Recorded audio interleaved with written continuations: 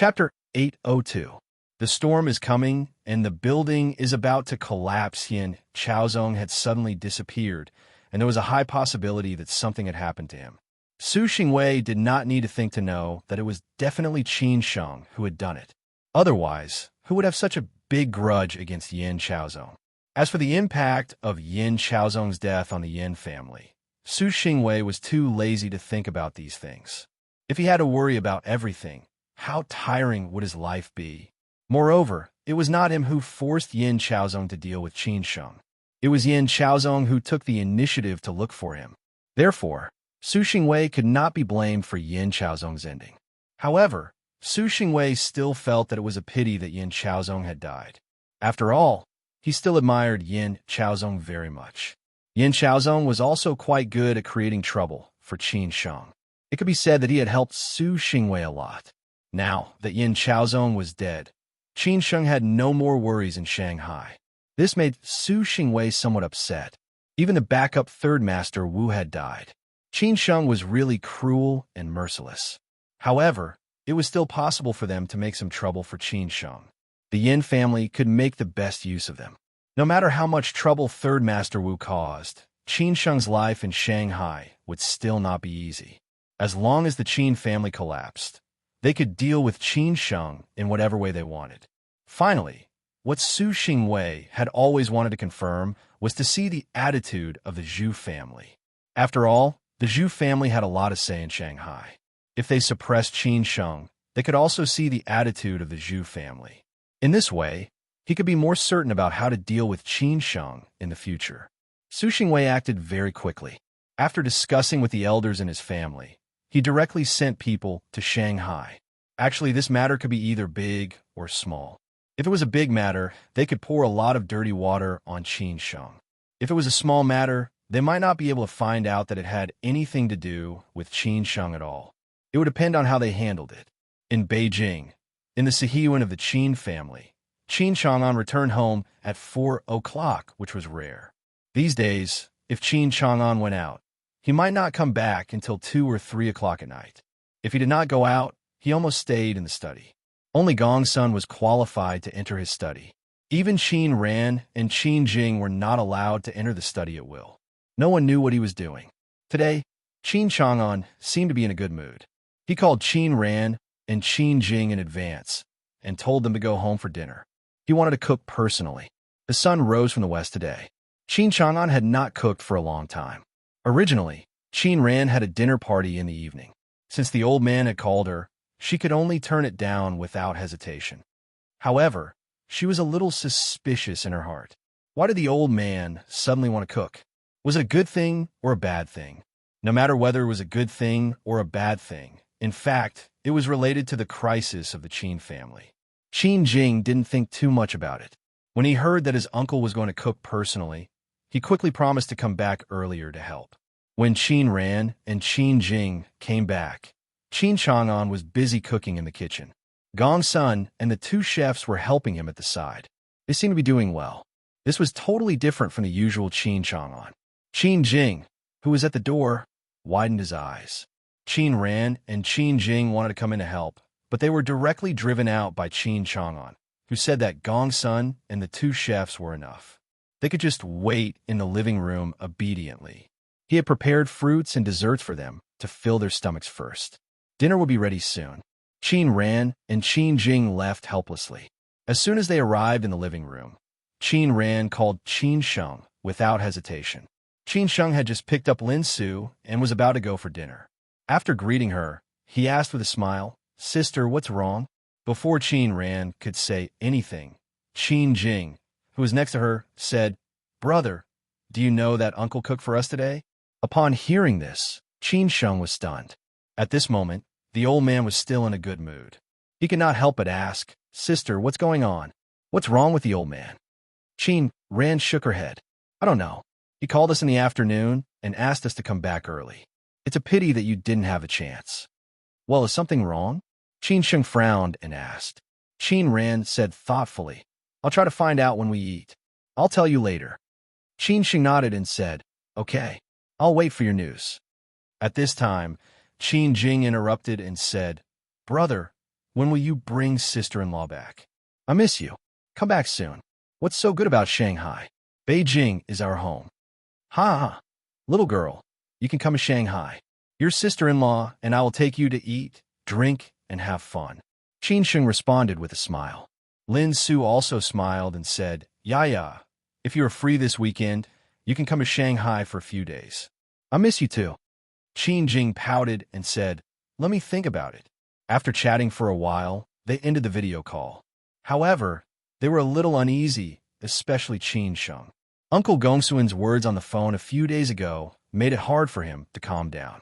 Although a few days had passed and everything seemed to be the same, Qin Sheng was still a little worried. Half an hour later, in the Qin family's dining room, a table full of sumptuous dinners was set up. They were all cooked by Qin Chang'an, unlike in the past, when most of the dishes were cooked by the chefs of the Qin family. Qin Chang'an was in a good mood. He not only prepared dinner, but also asked Gongsun to open a bottle of red wine and white wine. The red wine was for Qin Ran and Qin Jing, and the white wine was for him and Gongsun. Qin Ran and Qin Jing looked at each other. Qin Ran could not help but ask, Dad, what's wrong with you today? Is there anything wrong? Why do you suddenly want to cook and ask us to drink with you? At this time, Qin Chang'an just sat down and was pouring wine for Gongsun. He smiled and said, Nothing. I just want to drink. There is no one else but you two girls to accompany me. What's wrong? You don't want to accompany an old man like me? Qin Ran hurriedly replied, No. We don't mean that. If you want to drink, we will accompany you. There was no one else in the dining room. Qin Chang'an did not ask the servants to wait on them by the side. It was just the four of them chatting and drinking happily. The atmosphere during this period was too oppressive. Now, they could finally relax completely. Everything that should be arranged had been arranged. Then, they should enjoy the last bit of warmth. Qin Jing muttered in a low voice, Sigh. If Mom and brother were here, our family would be complete. If brother brought sister-in-law, it would be even better. During this period, Zhao Anji had been in Shenzhen all the time. Sometimes she went to Hong Kong. It seemed that she was busier than Qin Chang'an. After all, Qin Chang'an had arranged an important matter for her. It would be difficult for her to come back in a short time. After all, the Qin family's own people were needed in Shenzhen. In this way, Qin Chang'an's pressure in Beijing would be less. As for Qin Sheng, Qin Chang'an did not have any thoughts about it. He had cut the Gordian knot in Shanghai quickly. Therefore, apart from those trivial matters, Qin Sheng had nothing important to worry about in Shanghai. In the future, he would not have any worries.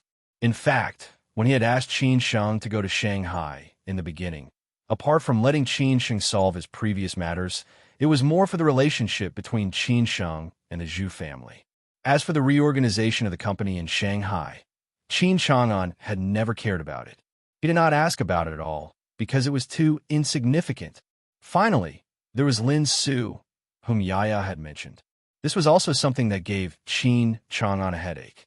Logically speaking, since Lin Su had done so much as her future father-in-law, he should have met her earlier.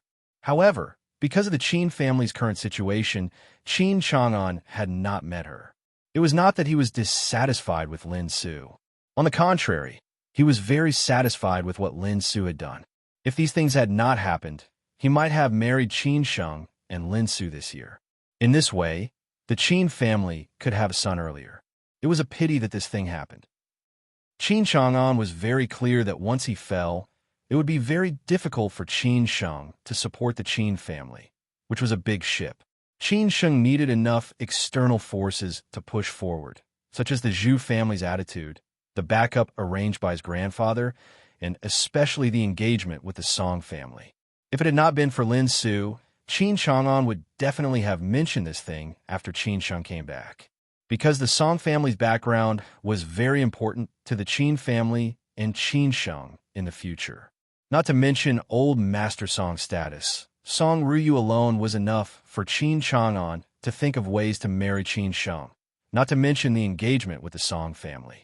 Now, Qin Chang'an did not want to put pressure on Qin Sheng. After Qin Sheng faced the pressure himself, Qin Chang'an would wait for him to make a choice. Because at that time, The Song family would be a node that no one could avoid. It all depended on Qin Sheng's decision. There will be plenty of opportunities in the future. If they don't come back, we won't have dinner. After coming to his senses, Qin Chang'an said with a smile. Today, Qin Chang'an was so amiable and approachable, without any arrogance. He was just an ordinary uncle next door. Smiling, Qin Jing picked up a piece of pork ribs for Qin Chang'an and said, "Uncle, you are right." All of a sudden, Qin Chang'an asked with interest, "Yaya, you are not young anymore. Is it time for you to fall in love? Is there anyone chasing you? Whether it is your colleagues in the company or your friends in real life, they're all fine.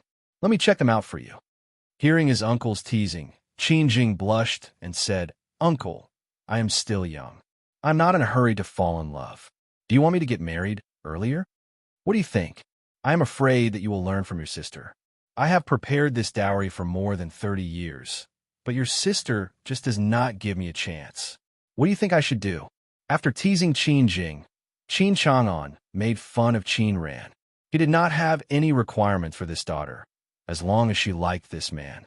Even if she was a beggar on the street, he would not say no. Anyway, what the Qin family did not lack was money. Even if it was Ado, it could help him up. Hearing this, Qin Ran said helplessly, "Dad, you are bringing up the past again. I know about my situation. Don't worry." Qin Chang'an suddenly sighed and said, "How can I not worry? I'm already so old. The grandchildren of my friends of the same age are already in primary school and junior high school. I'm still the same. Don't you think so?" "Dad," Qin Ran said somewhat embarrassedly. Qin Chang'an continued, Ran, in the past you said that you would not get married until you found your brother. I can understand you. Now that your brother is back, you should also consider marriage. After all, you are not young anymore. If you really do not want to get married, I will not urge you." Qin Ran was lost in thought and did not know what to say. It seemed that she really needed to think about it. So she said, "Dad, I know." Not knowing what to say, Qin Chang'an lowered his head and drank a glass of wine. He laughed at himself and said, "I am afraid that I will not be able to see it. I hope you can forgive me." Qin Chang'an's voice was very low. Even Gong's son, who was sitting next to him, did not hear it. Qin Ran seemed to feel something and asked, "Dad, what did you say?" Qin Chang'an smiled and shook his head. "Nothing. Let's eat. The dishes are getting cold. These are all my specialties. Come and have a taste." For the rest of the time, the atmosphere of the dinner was more relaxed and casual. Qin Chang'an talked about the interesting things that happened to the children when they were young. He also talked about the past, which amused Qin Ran and Qin Jing. At this moment, he was just a simple father, without any status and without any pressure. After finishing a bottle of wine, the dinner was also over. No one drank too much. It was just right. Qin Ran and Qin Jing had to go to work tomorrow, so they went back to their rooms early to rest. The two girls slept together tonight and whispered to each other.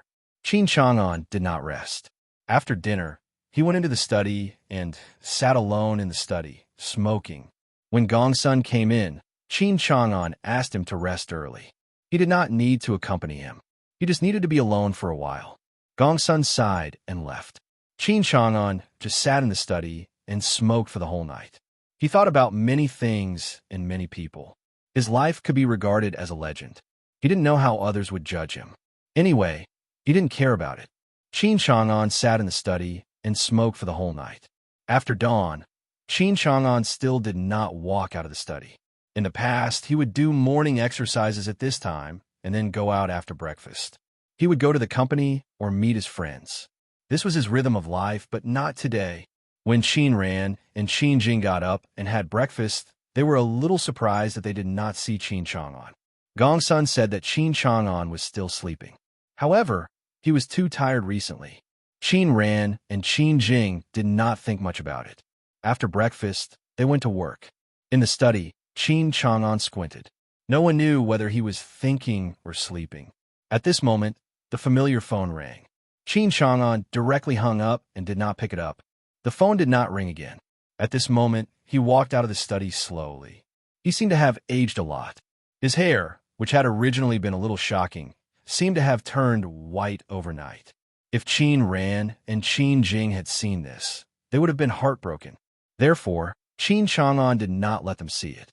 After taking a shower and changing into a clean set of foster father clothes, Qin Chang'an walked to the side hall on the second floor. The photos of his deceased parents and wife were hanging in the hall. Qin Chang'an burned 3 incense sticks for them and said with a smile, "I won't be able to accompany you in the future." At this time, in the alley outside the Qin family Sihiyuan, 7 or 8 cars suddenly appeared. From the license plates, one could tell that they were not ordinary. In the end, these cars stopped at the gate of the Qin family's Sihiyuan. The other cars surrounded the entire Sihiyuan. Several men and women got out of the cars. The leading ones looked quite old. They frowned and gave orders quickly. After that, they knocked on the gate of the Qin family's Sihiyuan. In the Sihiyuan, Qin Chang'an seemed to have heard the noise. When these people broke into the Sihiyuan, Qin Chang'an walked out slowly. He looked up at the sky and took a few deep breaths of fresh air. He was afraid that there would not be many opportunities like this in the future. At this time, Qin Chang'an muttered to himself, "This life is over." On this day, the storm of the Qin family officially came to an end. Qin Chang'an was arrested, which shocked everyone instantly. The storm was coming. The Qin family was in danger. Who could turn the tide? Chapter 803. Purposefully disgusting yesterday afternoon, Qin Chang'an had received a phone call, which revealed some news to him. Those who dared to call him at this time obviously had a high status. At the same time, they were not worried that he would run away. If they were worried, they would not inform Qin Chang'an. After all, this matter involved too many people. Even if Qin Chang'an had run away, he would have done so long ago. Moreover, where could Qin Chang'an run to? His roots were all in the country. Although the Chang'an family also had a lot of assets abroad, how big a wave could Qin Chang'an make if he left this land? Moreover, as long as Qin Chang'an dared to leave, there would be no turning back for this storm. If he stayed, he might be able to fight for other opportunities. If he left, he would only die. Most importantly, wouldn't he consider the other members of the Qin family? In fact, they did not need to worry about this. Qin Chang'an had already made his choice. Otherwise, he would not have waited until today. Therefore, after the phone call yesterday, Qin Chang'an directly went back to the Sihiyuan of the Qin family. That was why they had the last dinner last night. Although the members of the Qin family were not all present. When were they all present after so many years? Qin Chang'an did not care about this. Secondly, he did not want to make too much noise. It would not be good if everyone knew it. Because of this, Qin Chang'an did not sleep at all last night. He enjoyed the last bit of freedom and waited for the arrival of this moment. When another call came, Qin Chang'an already knew what was going to happen, so he did not need to answer it. Everything was over, and he could face it calmly. The scene of Qin Chang'an being taken away was a little big. Not everyone could enjoy such treatment, let alone in Siju City. Consequently, everyone in the Sihiyuan of the Qin family was on tenterhooks in an instant. In the end, it was Gongsun who came forward to stabilize the situation. Qin Chang'an had already said what he should say. Gongsun knew what to do next. Gongsun was not in a hurry to inform others. He was still trying to cover up the news of Qin Chang'an's accident as long as possible, although he also knew that many people would get the news through various channels soon. At the same time, he took Nangong and Zhuangzhou to Shanghai, ready to take Qin Sheng back to Beijing as soon as possible. Only in this way could he guarantee Qin Sheng's safety. Who knew whether someone would take the risk and give the Qin family a fatal blow at this time? After the Qin family's private plane took off, Gongsun informed Zhao Anji, who was far away in Hong Kong, and asked her to go back to the Qin family to take charge of the overall situation. This was all arranged by Qin Chang'an. After Qin Chang'an's accident, Zhao Anji was the only elder in the Qin family. Qin Changxing, who was far away in Wutai Mountain, naturally could not be counted on. Qin Sheng was a junior, and more importantly, a young man. Whether it was the internal disputes in Chang or Qin Chang'an's affairs, without Zhao Anji's support, Qin Sheng could only be bullied by others. What was the Qin family in Chang, and without a relative? Qin Sheng was not only but also czar. At least Zhao Anji had the background of the Zhao family, which was more or less influential. Unless the Zhu family came forward, it would be difficult for Qin Sheng to stabilize the situation. But no matter what, this was what Qin Sheng had to face. No matter how great the pressure was, he had to bear it. Because every generation of young people in the Qin family grew up with storms.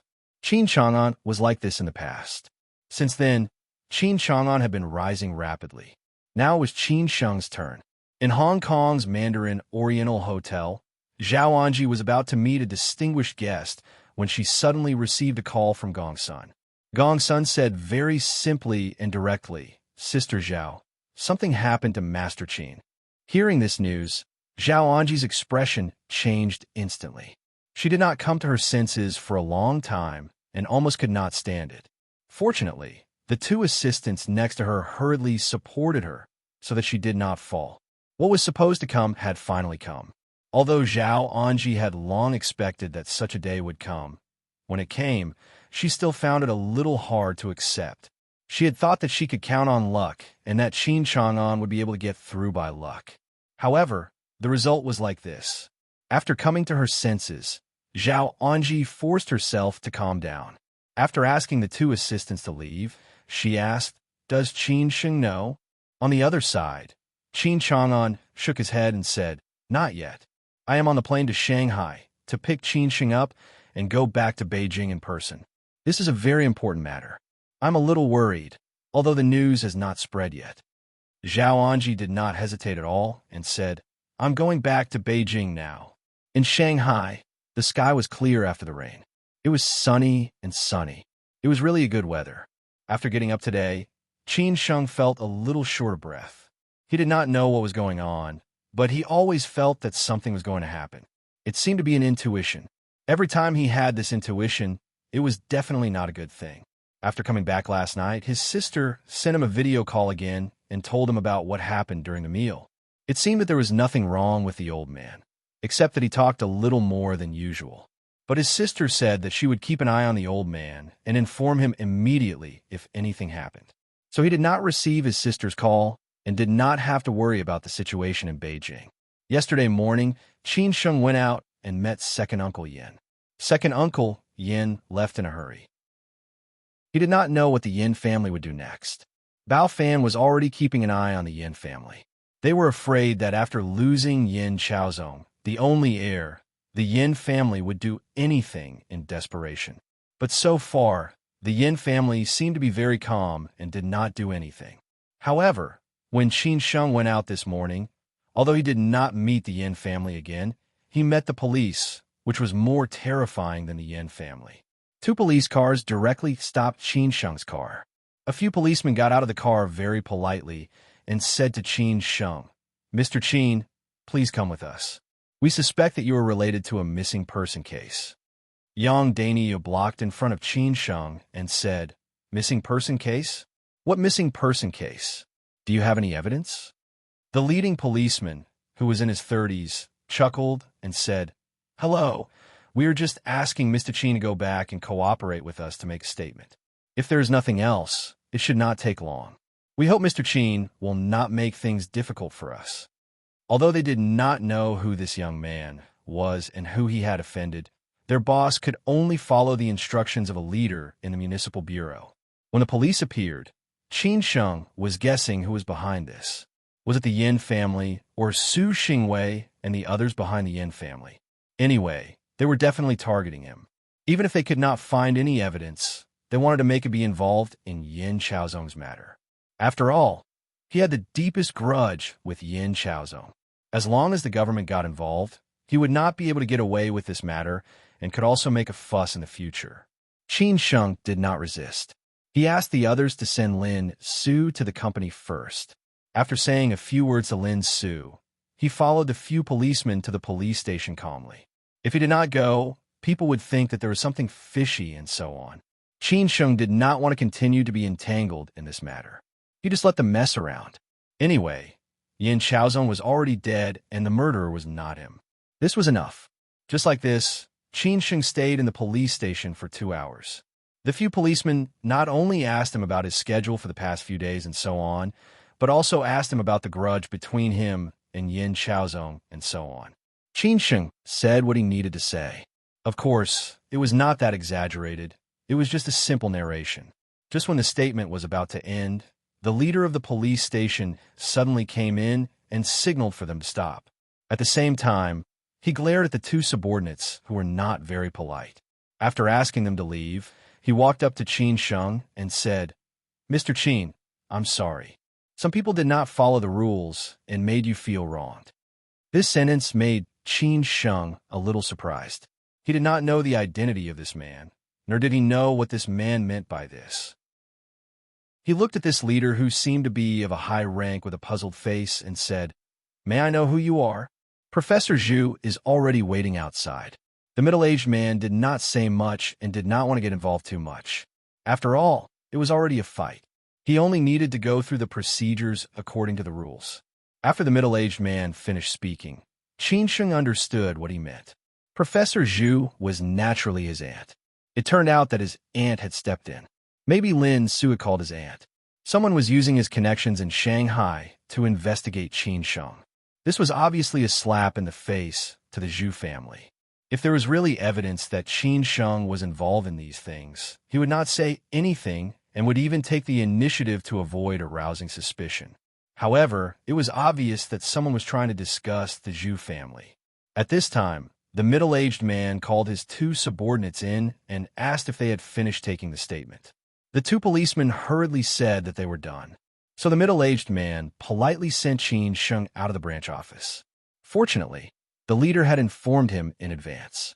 Otherwise, he would really be cheated by others. After Qin Sheng walked out of the branch office, he saw his aunt getting out of a black Passat on the roadside. She was wearing sunglasses and carrying a bag. She walked slowly to Qin Sheng and then signaled him to get in the car. Qin Sheng nodded silently and got in the car. After getting in the car, Zhu Qingwen asked Yang Daniu to go to Sinan Road. Then she took off her sunglasses and asked, "Are you okay inside?" Qin Sheng shook his head and said, "And I'm fine. I just took the statement." Zhu Qingwen had already figured out everything and told Qin Sheng straightforwardly. This was arranged by a certain deputy director of the municipal bureau. The person who could use this level of relationship must be someone behind the scenes. The possibility of it being the Yin family is not high. They don't have such guts. This deputy director probably doesn't know your identity, and the person behind the scenes didn't tell him either. That's why the thing just now happened. Qin Sheng shook his head and smiled bitterly. They can't do anything to me. There is no solid evidence. They just want to make me feel bad.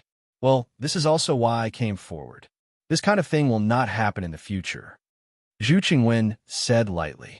They could ignore the Qin family's affairs, but they could not ignore Qin Sheng's affairs. Moreover, they were in Shanghai. Qin Sheng said sincerely, "Aunt, thank you. Don't mention it. How can I watch you being bullied?" Zhu Qingwen laughed. After chatting for a while, Zhu Qingwen asked Yang Daniu to stop the car by the roadside. After she got out of the car, she got in her Passat and left. Qin Sheng went to the company. This little episode was insignificant, but it was really disgusting.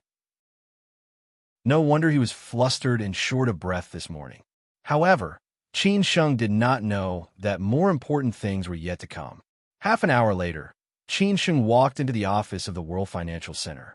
Before he sat down, he received a call from his sister. She said in a panic, "Qin Sheng, something happened to the old man." Chapter 804. Qin family will never fall. The news of Qin Chang'an's accident broke out much faster than Gongsun had expected. Qin Ren called him first before Gongsun could see Qin Sheng in Shanghai. She directly questioned Gongsun why he did not tell her the news of the old man's accident and why he hid it from her. Was it the old man's idea or Gongsun's? Wasn't she Qin Chang'an's daughter? How did Qin Ren know? Qin Chang'an was taken away for investigation at 8 o'clock in the morning. At that time, most people were on their way to work. Many people were still sleeping. No one paid attention to this matter at all. This was also the reason why they chose this time. At the same time, the news of the fight here was kept strictly confidential. It was not leaked. Just after 11 o'clock, a group of uninvited guests arrived at the Chang and Department's headquarters on Jianwei Street. More than 10 cars were parked at the gate of the Chang and Department's headquarters, and the joint investigation team in charge of the Chong and department's case alighted from the cars. They were led by several middle-aged men and women who had taken Qin Chang'an away this morning. They were all middle-level leaders of the Supervisory Commission and the Commission for Discipline Inspection. At the same time, they were accompanied by the staff of the Public Security Bureau, the People's Procuratorate, and the People's Court. These people came aggressively and went straight to Qin Chang'an's office. They took away Qin Chang'an's computer and a large number of related documents. At the same time, they also took away several senior members of the Chong and department, including Chong Sini and Hao Mingyi. However, they might only be assisting in the investigation and would not be involved in anything. It was not until then that everyone realized that something had happened to Qin Chang'an, the spiritual leader of the Chong in school. No wonder there was such a big change, which made everyone a little panicked and dumbfounded. It was probably the first time that they had experienced such a thing in so many years. The sudden natural disaster shocked the entire Chong and system. The entire system was in a state of standstill. Everyone was a little anxious because they knew that it was just the beginning. No one knew how the storm would develop in the future. How could Qin Ran not know what was going on? Before the news spread to Shanghai, Qin Ran called Gongsun and Qin Sheng one after another. She finally understood why the old man had taken the initiative to cook last night, why he had wanted a drink, and why he had said so many things.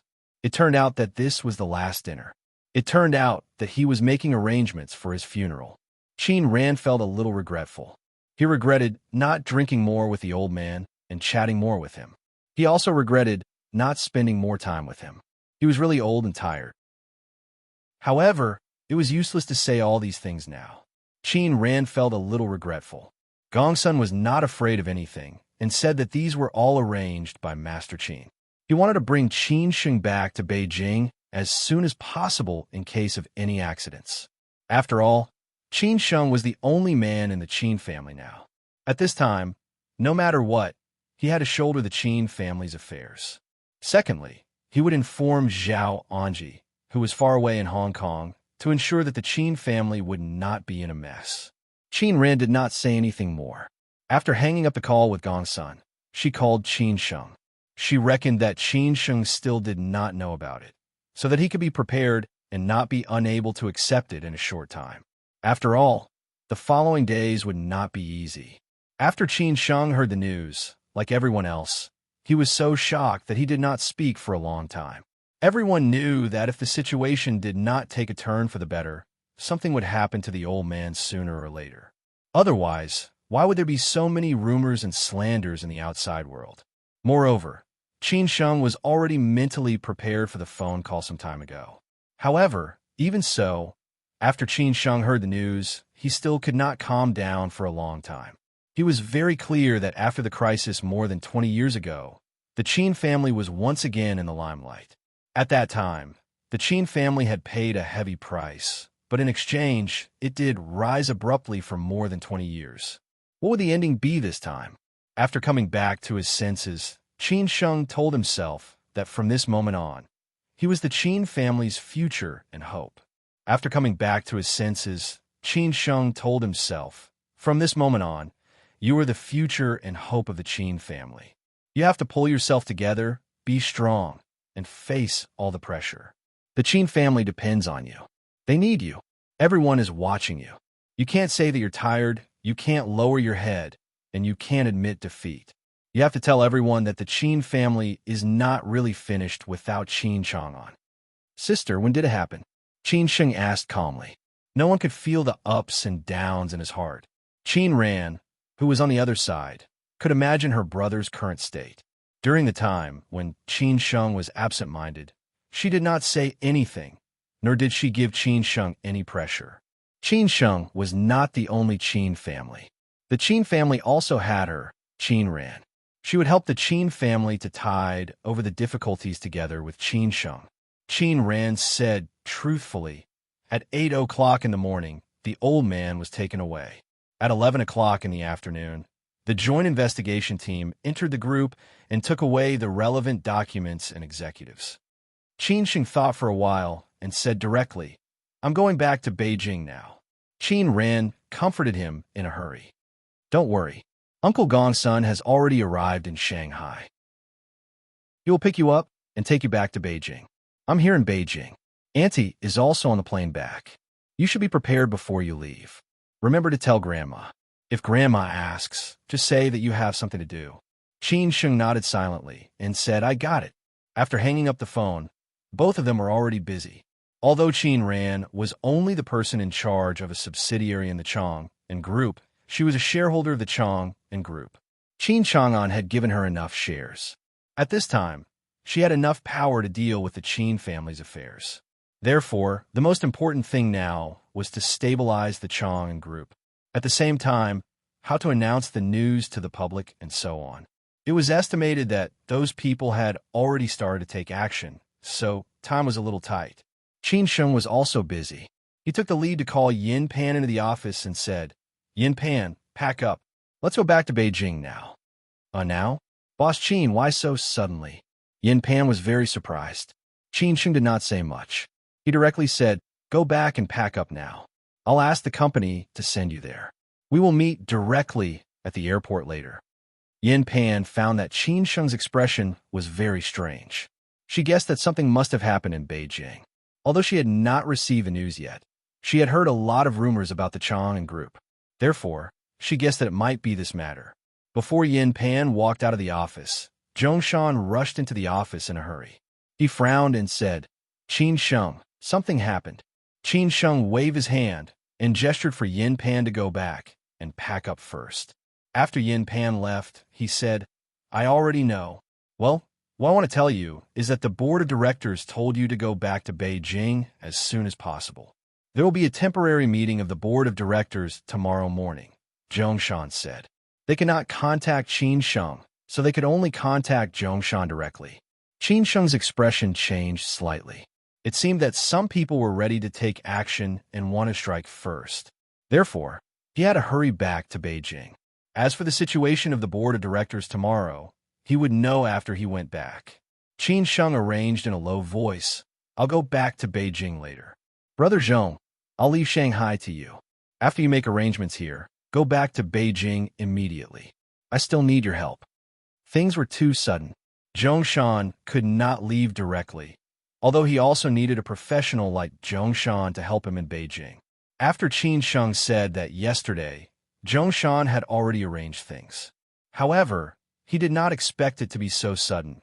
So many things had not been arranged. Now it was difficult for him to follow Qin Sheng even if he wanted to. Zhongshan could only say, okay, then I'll come back later if you want to. After confirming some things, Zhongshan left the office and did not disturb Qin Sheng anymore. He knew that Qin Sheng had a lot of things to do now. During the hour of waiting for Uncle Gongsun's arrival, Qin Sheng received 2 or 3 calls, including Bao Fan's. After Bao Fan got the news, he informed Qin Sheng immediately. He did not expect that Qin Sheng would know it faster than him, but it was not surprising. Bao Fan did not say anything. What should come had finally come. A storm had arrived. The ending of the Qin family was related to the life direction of many people, including the founding members like him. He just asked Qin Sheng what he needed him to do. He could have what he had today because of the Qin family. Now that Qin Sheng was in trouble, it was time for him to do something, although he knew that his ability was very limited. Qin Sheng did not stand on ceremony and said straightforwardly, don't worry about other things, but there are still some things in Shanghai that need you to keep an eye on. I can't take care of these things for the time being. Bao Fan naturally understood what Qin Sheng meant. He nodded very seriously and told him to rest assured. Then, Qin Sheng called Lin Su. Such a big thing had happened, and he was going to leave Shanghai to return to Beijing. He had to let Lin Su know. Otherwise, Lin Su would definitely have complaints in her heart. After all, they were a couple. Qin Sheng made it very clear on the phone that the first old man was in trouble and he had to rush back to Beijing. Second, he might not be back in a short time, so he asked Lin Su to take care of herself. Third, after he dealt with the Qin family's affairs, he would take Lin Su back to Beijing. Now Lin Su had to deal with the Lin family's affairs first. Lin Su was not an ordinary woman.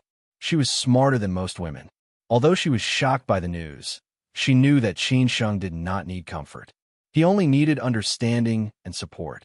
She did not want to be a burden to Qin Sheng. Moreover, such a big thing had happened, and she could not help much. Then, Qin Sheng called his grandmother and said that he had to go back to Beijing to deal with something.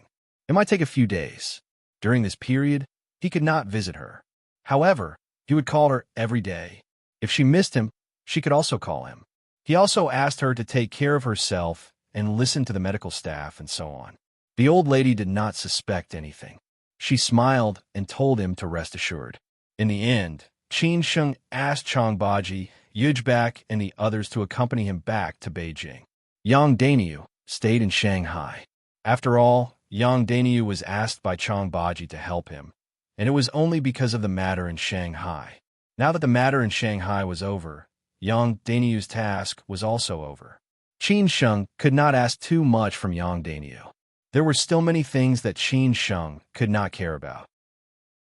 For example, he went to see Hao Lei before he left. Hao Lei had been discharged some time ago and directly moved into Han Bing's house. Han Bing said that this way, she could take better care of Hao Lei. Qin Sheng did not know how their relationship would develop in the future.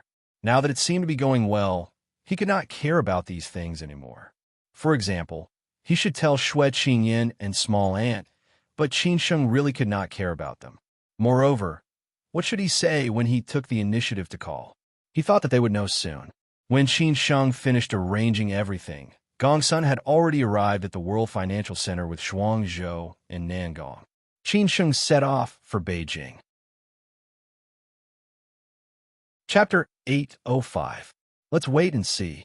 Qin Sheng went back to Beijing after Qin Chang'an's accident. This was the most important thing. Nothing could go wrong.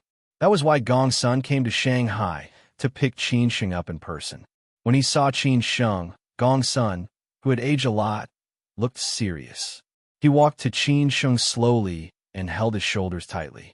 He said sincerely, "Do you know everything?" Qin Sheng had recovered from his emotions just now. No one could tell what he was thinking at the moment. He was the flag of the Qin family now. Everyone was staring at him. If he was easily seen through, how could he fight with those old foxes with wits and courage? Qin Sheng nodded calmly and said, "Yes, I know. Qin Sheng, although I don't want to give you pressure, I still have to tell you that the Qin family will depend on you in the future," Gong Sun said meaningfully. As a man of the Qin family, no matter how great the pressure and difficulties were, he had to face them. Every generation of the family head of the Qin family rose with storms. Qin Sheng knew that everyone put their hopes on him, so he could not let them down. He smiled softly and said, "Uncle Gong Sun, don't worry. As long as I'm here, the Qin family will not fall." No matter what the result was, no matter what Qin Sheng's ability was, Gong Sun was very satisfied with his words. So what if there was a storm?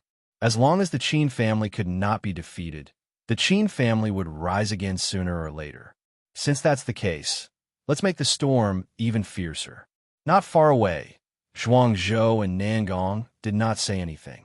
At this time, they did not need to say anything. Their task was even simpler. After Qin Chang'an was taken away, Qin Sheng naturally became the family head of the Qin family. From then on, Qin Sheng's words were orders. They would do whatever Qin Sheng asked them to do. Gong Sun asked Qin Sheng if everything was arranged in Shanghai. He believed that after Qin Sheng got the news, he knew what to do next. If Qin Sheng did not even have this ability, the Qin family was destined to not survive this storm.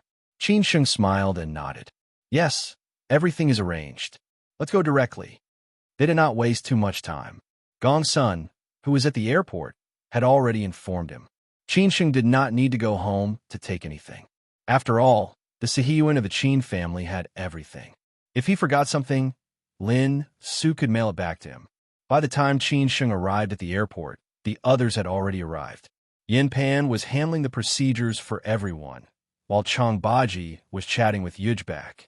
In addition to Zhuangzhou and Nangong, there was no need to worry about Qin Sheng's safety. Moreover, at this critical period, some people would not dare to act recklessly. Gong Sun was just in case. Half an hour later, the Qin family's private plane took off slowly. Qin Sheng left Shanghai once again. The matter in Shanghai had finally come to an end.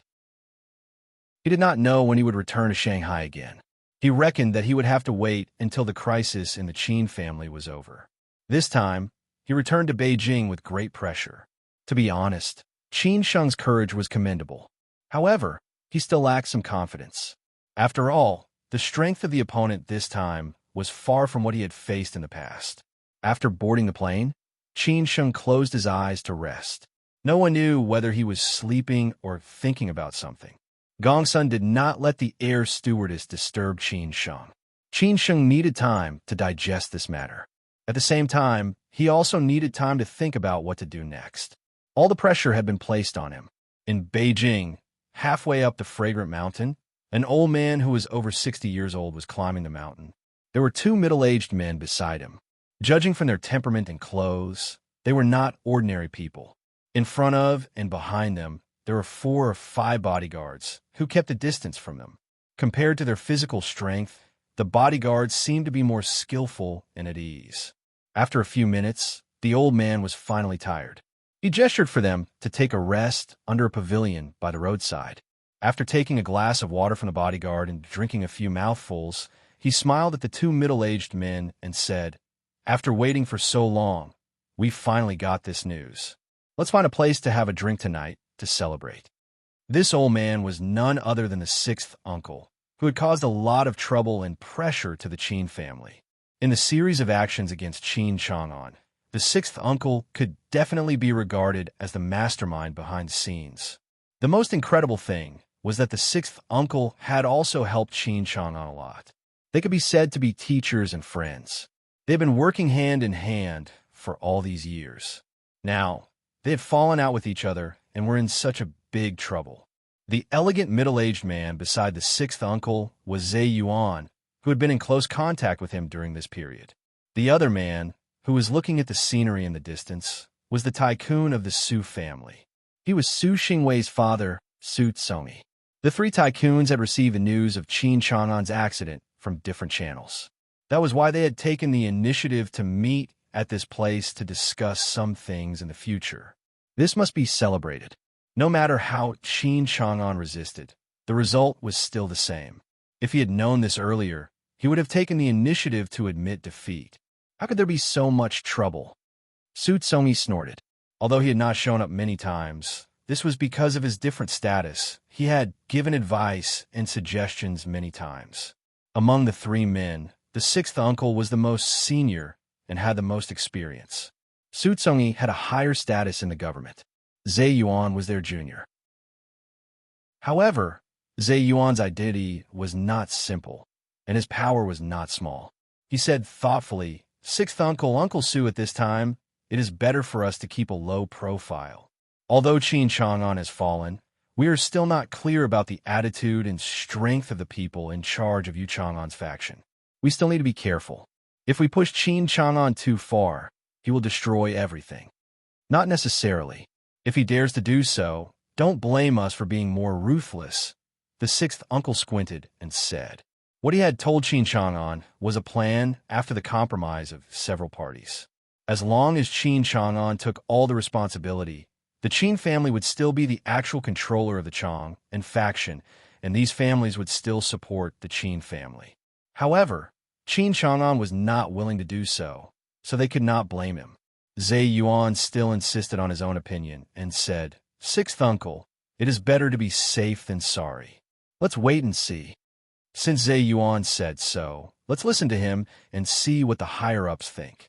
However, we still need to reach a consensus on how to deal with the board of directors tomorrow.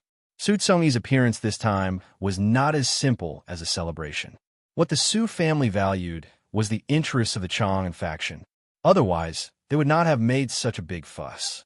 The 6th uncle looked at Zhe Yuan, who had always been resourceful and considerate. He asked, "Zhe Yuan, what's your opinion?" Zhe Yuan had already thought of a countermeasure. He said bluntly, "It's very simple. We don't touch the position of the chairman for the time being, but we can't give it to the Qin family.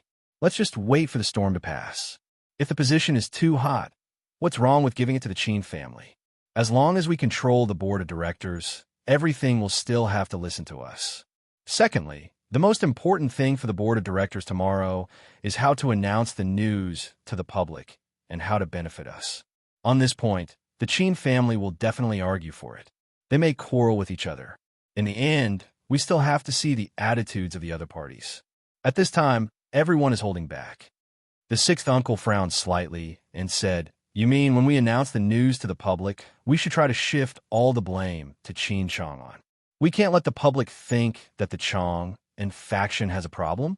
As for the other families, I don't think they will act rashly, nor will they take the initiative to support Qin Chang'an. They should avoid it, so we don't have to worry about anything." At this time, Zhe Yuan continued to say, "Sixth uncle, there is one more thing. Qin Chang'an is gone now, but there is still Qin Sheng in the Qin family. This Qin Sheng is not an ordinary person. We have to keep a close eye on him." Sixth uncle did not take Qin Sheng seriously at all. After all, sixth uncle was an old fox who had been doing well in Sijia City for many years. He had experienced many ups and downs and witnessed many ups and downs. What could a young man like Qin Sheng amount to? Sixth uncle was a sly old fox who had been doing well in Sijia City for many years. He had experienced many ups and downs and witnessed many ups and downs. What could a young man like Qin Sheng amount to? Su Tsomi echoed and said, "Sixth uncle is right. He's just a kid. We just need to keep an eye on him. I heard from Xingwei about him that he has never stayed in Sijia City. He doesn't know how deep the water here is. It's good enough that he can protect himself, let alone others." Since sixth uncle and Uncle Su, the two big shots, had said so, Zhe Yuan did not say anything more. However, he would keep an eye on Qin Sheng, especially on Qin Sheng's contact with the Zhu family. Although he could be sure that the Zhu family would definitely not get involved in this mess, he was afraid of any accidents. After all, where there is a will, there is a way. After talking about the relevant things, the men went down the mountain and went home. Next, they would pay attention to the situation, especially the attitude of the higher-ups towards Qin Chang'an and the Chang'an faction. Only then could they consider what to do next. In the Song family Sihiyuan, it should be quiet at this time of the week. The old master would take a nap after lunch, but today it was a bit lively. After all, Qin Chang'an's matter had alarmed so many people. It was estimated that the Qin family, as well as many related families and forces, would not be peaceful at this time. In the study of the old master, the two elders of the Song family were talking with him. Naturally, they were talking about Qin Chang'an. The Qin family and the Song family had a close relationship. The old master had always appreciated and taken care of Qin Chang'an all these years. Now that the Qin family had such a big problem, they were afraid that the old master would speak up for Qin Chang'an. When Song Ryu got the news and rushed to the Song family Sihiyuan, Song Husheng had already arrived. The old master had asked the housekeeper to guard outside and not let anyone in, including Song Husheng. Therefore, he could only stay in the yard and wait for the news inside quietly. Song Husheng was not surprised to see Song Ryu coming back. After all, Song Ryu cared about the Qin family more than anyone else. She probably regarded herself as the Qin family's daughter-in-law. He was afraid that Song Ryu suddenly came back and asked the old master to speak up for the Qin family, so he directly blocked her way.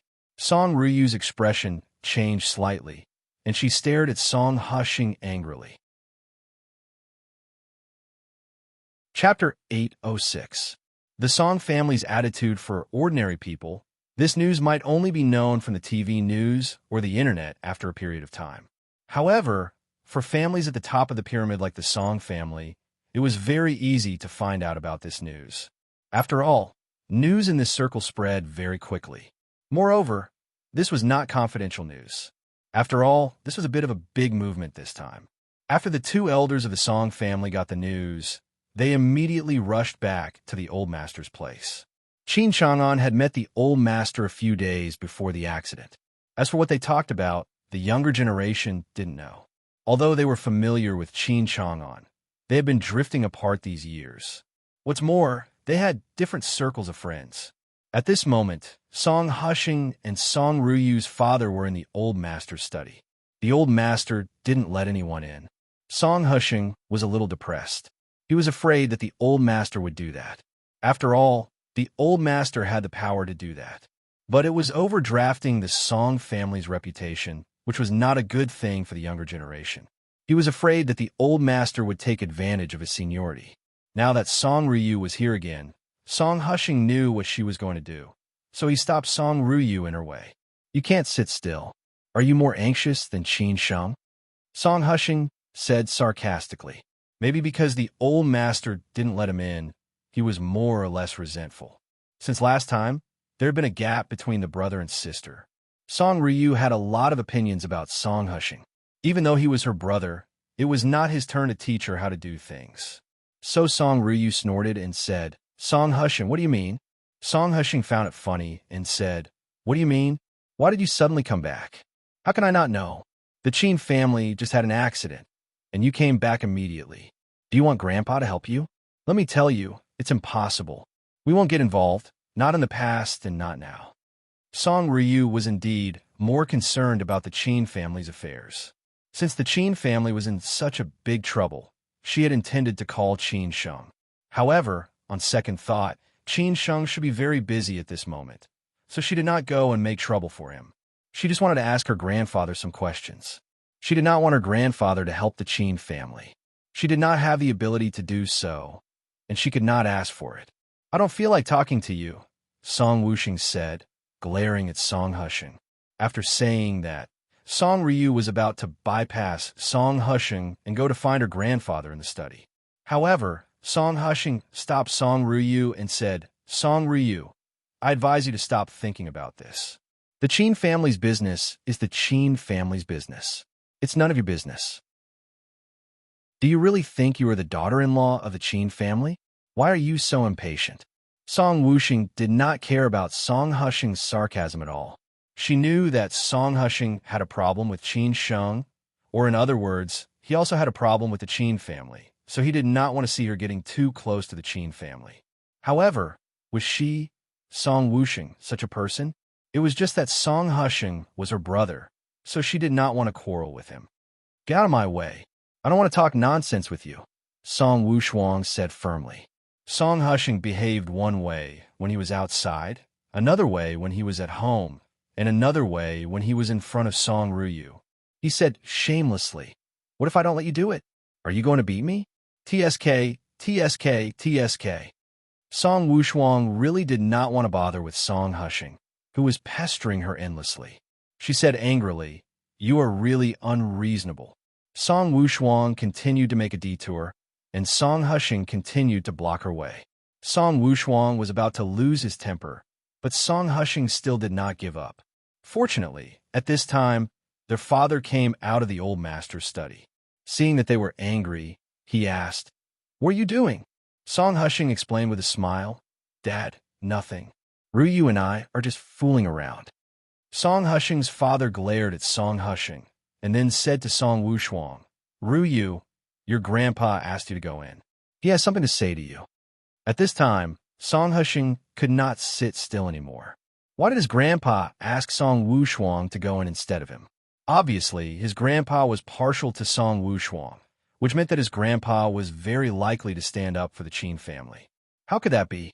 Song Wuxuang no longer entangled with Song Hushing, nor did she show off in front of him. She just walked quickly into the old master's study. Behind her, Song Hushing looked very bad. He did not care about the presence of his second uncle at all, and said, Dad, what did Grandpa say? Are we really going to help the Qin family? Ryu obviously came here for this matter. Song Hushing's father snorted and said, Aren't you here for this matter? Song Hushing could not wait to know the old master's attitude. He continued to ask, Don't worry about other things. What did Grandpa say? Song Hushing's father said thoughtfully, Don't worry. Your grandpa is not senile. However, the old master's words just now had left some leeway. If there was a turning point, the Song family did not mind adding flowers to the brocade. However, it was obviously impossible for the Song family to face it alone. Hearing this, Song Hushing finally breathed a sigh of relief. It seemed that he had worried too much. How could Grandpa do this? Even if he had a good relationship with the Qin family, he would have a sense of propriety. After all, he was an old fox. In the courtyard of the old temple in Wutai Mountain, Shangxi, Qin Changxing lived as usual. These days, there were no outsiders to disturb his quiet cultivation. However, his state of mind was difficult to calm down. It seemed that it would be difficult for him to have high attainments in Buddhism in this life. After a few days of heavy rain, the air in Wutai Mountain was particularly fresh. Qin Changxing sat in the courtyard and looked at the sky in the distance until a villager who often burned incense ran over. Qin Changxing withdrew his gaze. After the little monk guarding the gate asked the uncle why he came, he directly led the villager to Qin Changxing and said that he was looking for him. Qin Changxing greeted him very politely and asked, "Brother Liu, what's the matter?" The villager, who seemed to be very honest and dutiful, hurriedly said to Qin Changxing, "Master, someone suddenly called me and asked me to bring you a message. I don't know who it is. He said that it is enough for you to know the news." Qin Changxing asked casually, "What news?" The villager paused for a moment, as if he was organizing his words or thinking about how to say that sentence. After a few seconds, he said uneasily, "He said that your younger brother was caught." The villager didn't know what this news meant, nor did he know how that person got his mobile phone number. However, when he heard that the master's younger brother was caught, he thought that it was an urgent matter, so he hurriedly ran over to report the news, fearing that he would delay things. After hearing the news, Qin Changxing's expression froze for a moment, but it was very short. After he came back to his senses, he smiled at the villager and said, "Brother Liu, I know. Thank you. You can go back first." The villager was a little puzzled. Why was the master not anxious at all when he heard the news that his younger brother was caught? Or the person who called was making fun of him? He couldn't figure it out either.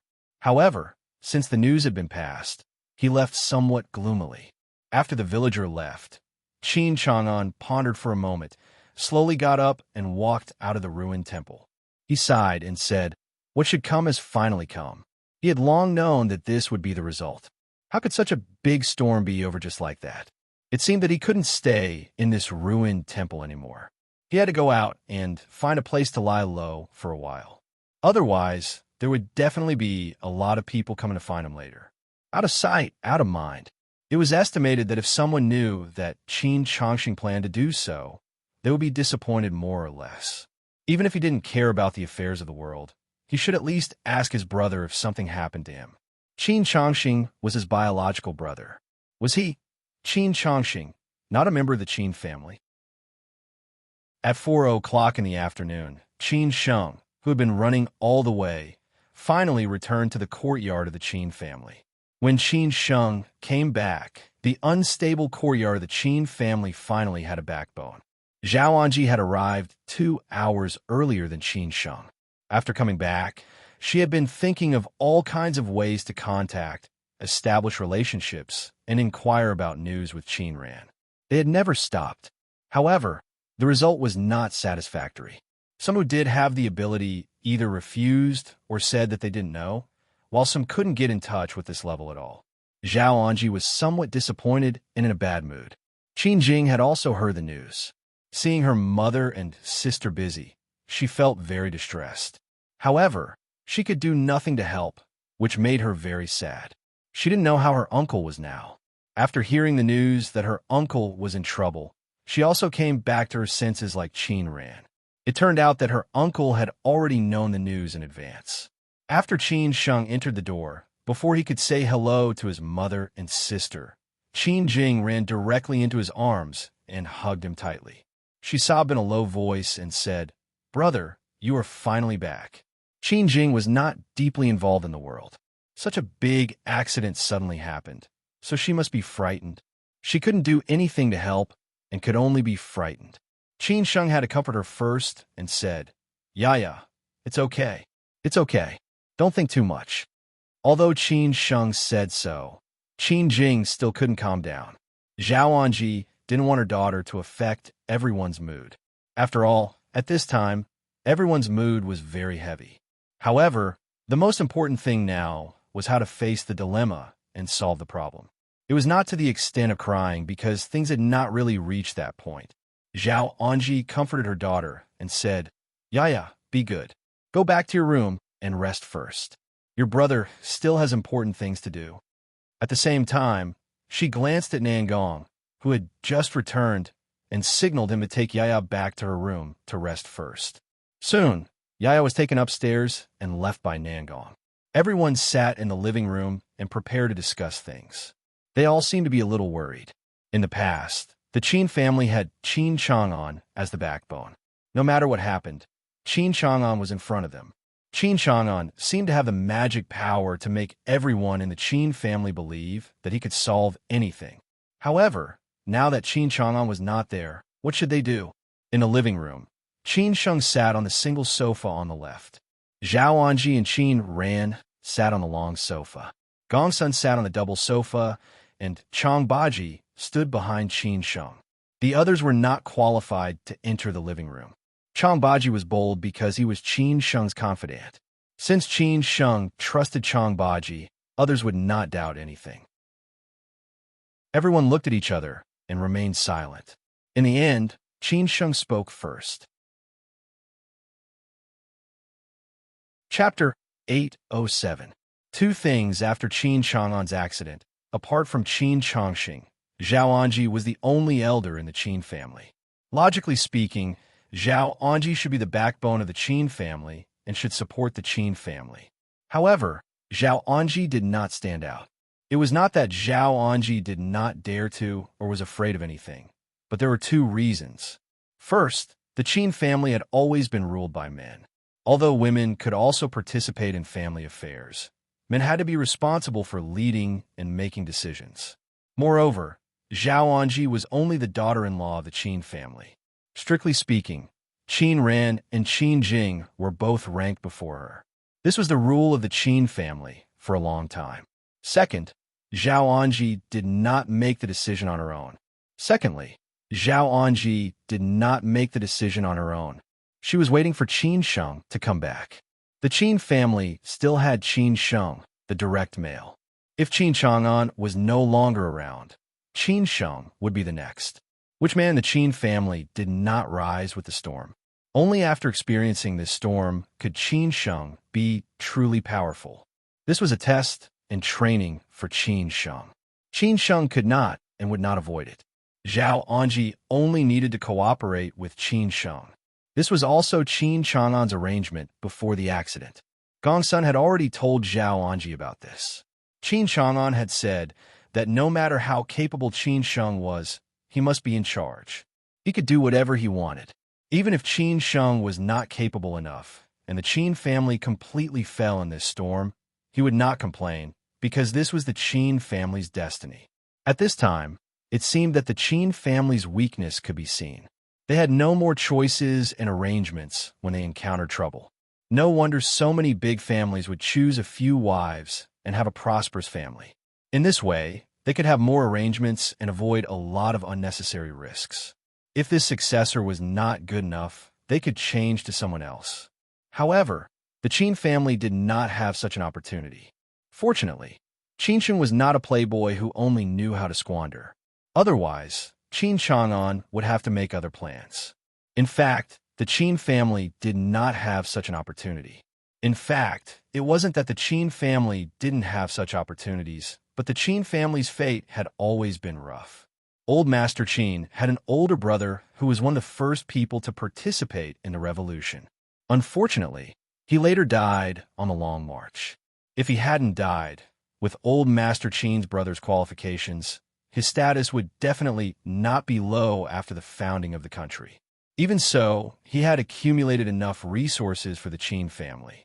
This was also the most important reason why Old Master Qin could later integrate into the Red Circle. Of course, those things later depended on Old Master Qin's management and ability. Later, when it came to the generation of Qin Changxing and Qin Chang'an, they naturally belonged to this circle. They did not have to deliberately curry favor and were directly recognized. After all, identity was too important. No matter how hard one worked, it was difficult to cross the threshold. No matter how hard one worked, it was hard to cross that threshold. If there had not been that storm, in fact, Qin Changxing's achievements today would definitely be higher than Qin Chang'an's. because they took different paths. Qin Changxing was placed high hopes on at the beginning. If he went forward step by step, his current position would definitely be high. After all, those peers who took the same path back then, if they did not make any mistakes, were all now high-ranking officials. It was a pity that the storm caused the Qin family to suffer heavy losses. Old Master Qin completely withdrew from this circle. Qin Changxing became a monk and lived in seclusion in the mountains. His political career directly ended. Fortunately, Qin Chang'an did not let them down and let the Qin family rise again. Who knew that a tall tree would attract the wind? Now, the Qin family was in the limelight again. This time, it was Qin Sheng's turn. The atmosphere in the living room was very heavy. They were the real core figures of the Qin family. Except for the special existence of Gongsun, even Qin Chang'an's trusted subordinates were not qualified to enter. Neither Zhao Anji nor Gongsun spoke first. They gave the initiative to Qin Sheng and waited for him to speak. Qin Sheng seemed to be aware of this situation. He finally opened his mouth and said, "Annie, Uncle Gongsun's sister, no matter what, things have happened. How can we solve this problem now? You are the elders and know more than me. You tell me first. I want to hear your opinions." Zhao Anji and Qin Ran looked at Gongsun directly. Gongsun was the real person in charge. They did not know many things, but Gongsun knew it better than them. Moreover, Qin Chang'an had told Gongsun many things. Gongsun said very seriously, "This time, the level involved is very high. It can be said that it is beyond the imagination of many people. Even the opponents of the Qin family may not be able to guess it. They think they have won, but in fact, they are just chess pieces. If they are not careful, they will pay a heavy price. This is also the reason why Master Qin did not let you know at the beginning. Even if you know, you cannot help. Instead, you may cause trouble and disrupt many of Master Qin's arrangements." Zhao Anji frowned slightly and said, "Gongsun, do you mean that we do not care about it now? It is different now. Now you can participate. This is also Master Qin's arrangement." Gongsun continued to say, "Gongsun today was different from the past. He was not so amiable anymore. It seemed that he was more serious than anyone else." Qin Ran could not help but say, "Uncle Gongsun, then what do you think we should do?" Gongsun looked at the crowd, took a deep breath, and said, "Two things. The first thing is to find a big shot who is important enough to speak for the Qin family and Master Qin. What is enough?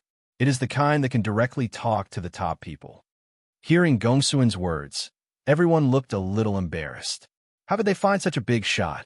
When Qin Chang'an was here, he did not turn the situation around. He knew more big shots than them. Now that Qin Chang'an was not here, how capable could they be? This thing was very difficult to do. Zhao Anji immediately said, "How can we find such a person? Even if we find one at this critical time, who is willing to speak for the Qin family?"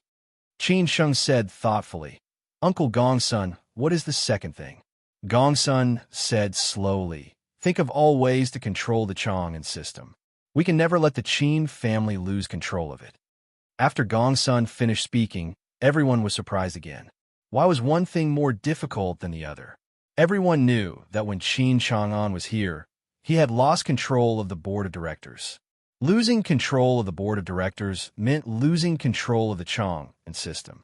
If Qin Chang'an could not do it, how could they do it? These two matters were extremely difficult, harder than ascending to the heavens.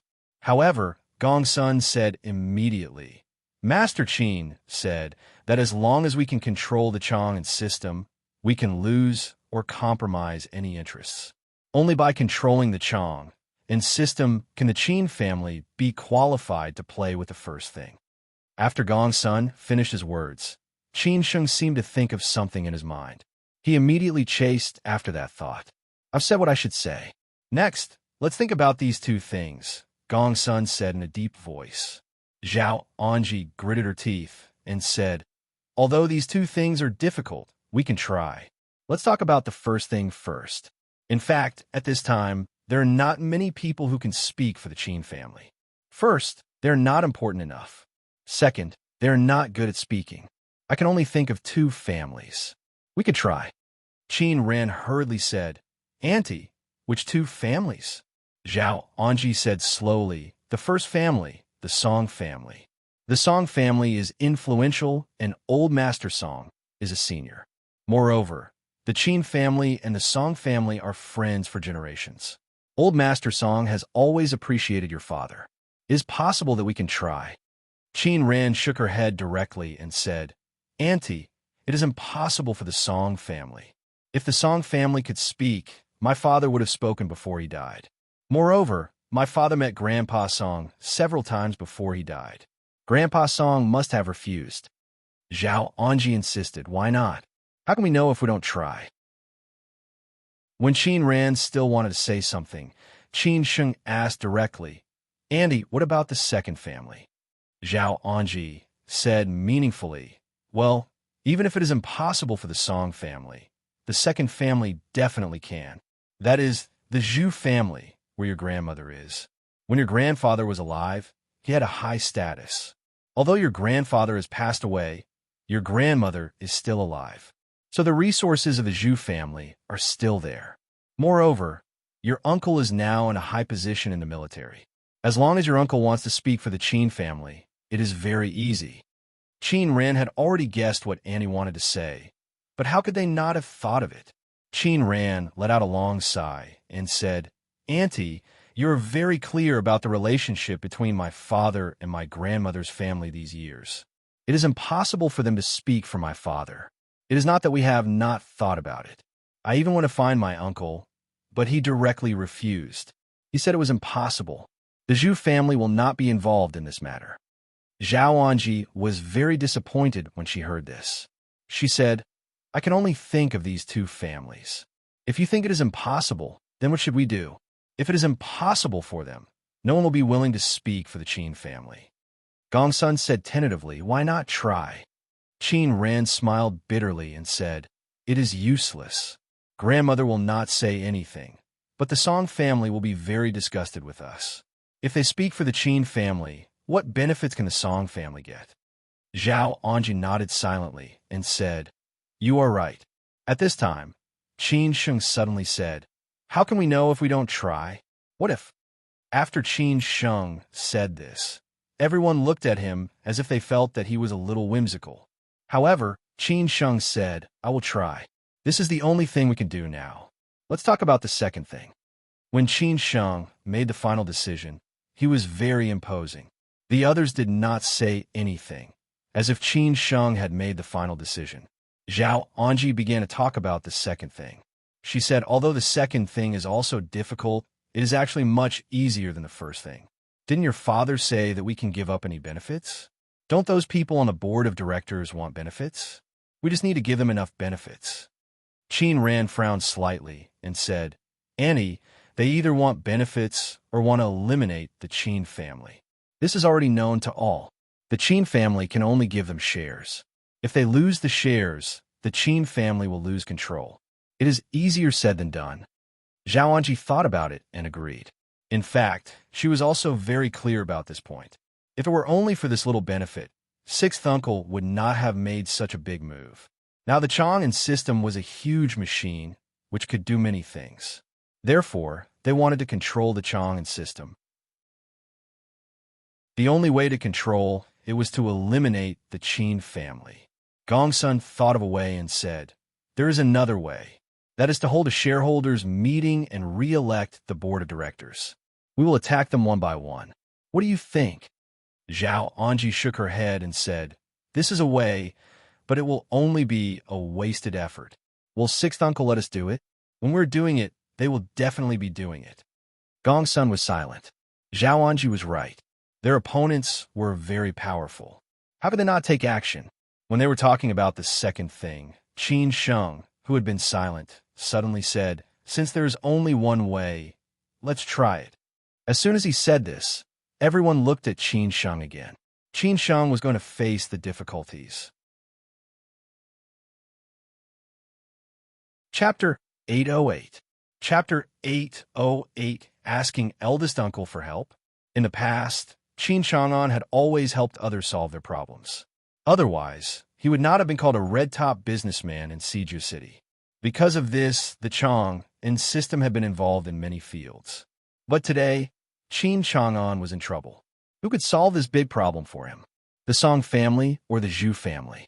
There seemed to be only these two families that could be thought of, but it was very difficult. Whether it was Qin Sheng, Qin Ran, or Zhao Anji, they were all alone in the Chong and system. There were not many allies who supported them. In the face of such huge interests, who could not be tempted? How could they control the Chong and system? If they tried, they might succeed or fail. If they did not try, they would only fail. They couldn't just do nothing and let the situation develop, could they? At that time, even if they wanted to do something, it would be too late. Qin Sheng's idea was very clear. He had important things to do, and he had to do it. It was estimated that others would only recognize him. But there were still some things that needed the help of the ante. After all, Qin Sheng could not do everything by himself. Qin Sheng did not want to waste time. So he stood up and said directly, "If there is nothing else, it is decided for the time being. We will act separately. If there is any news, please contact me at any time." Qin Sheng did not expect that his sister would have a way. He asked subconsciously, "Sister, what else can we do? Tell me. Whether it is possible or not, we have to try." After saying this, Zhao Anji sneered. She had never thought of looking for Qin Changxing. She did not have any hope for that coward. At that time, he could hide in the deep mountains and forests. Now that the Qin family had made such a big trouble, how could he have the courage to come back? Qin Sheng was a little surprised. His eyes flickered and he said, "Ask eldest uncle to come back? Ran, don't think about it. We don't have to look for him. What's the use of looking for him? I don't believe that he doesn't know that something has happened to the Qin family. If he really wants to come back, he will come back without us looking for him," Zhao Anji said angrily. Anyway, she would not go to Qin Changxing. After leaving Mount Wutai last time, it was the last farewell between her and Qin Changxing. From then on, she was completely disappointed with Qin Changxing. Zhao Anji could not put down her pride and did not want to decline. She said directly, "If you really want to find him, you can go ahead. Anyway, I won't go. In this life, only Qin Changxing owes me. I don't know Qin Changxing anything." Qin Sheng didn't know what to say. He looked at Qin Ran and said, "Sister, what should we do? Let's go. If Ani doesn't want to go, then we'll go find uncle." The Qin family has come to this point. "I believe eldest uncle won't stand by and do nothing," Qin Ran said firmly. "Time waits for no man. We can't afford to delay. After the board meeting ends tomorrow, we'll go to Mount Wutai directly," Qin Ran said without hesitation. If it were not for the board meeting, she might have taken Qin Sheng to Mount Wutai now. At this time, there were only a few of them in the living room. Except for Chang Baji, the others were all involved in the Qin family. Gong Sun said calmly, "Master Qin said that, but he didn't say much. What he meant was very simple. If your eldest uncle comes back on his own, then he will be responsible for the Qin family. He has other arrangements, but I won't talk about them now. If he doesn't come back on his own, you can go find him if you want. He won't interfere in this. If your eldest uncle comes back, then we'll follow the previous arrangement. If he doesn't want to come back, then we'll pretend that nothing happened." After hearing that, Qin Sheng also understood Gong Sun's meaning. This time, he said without hesitation, "Then let's go to see eldest uncle." After dinner, Qin Sheng and Qin Ran went upstairs to the side hall alone.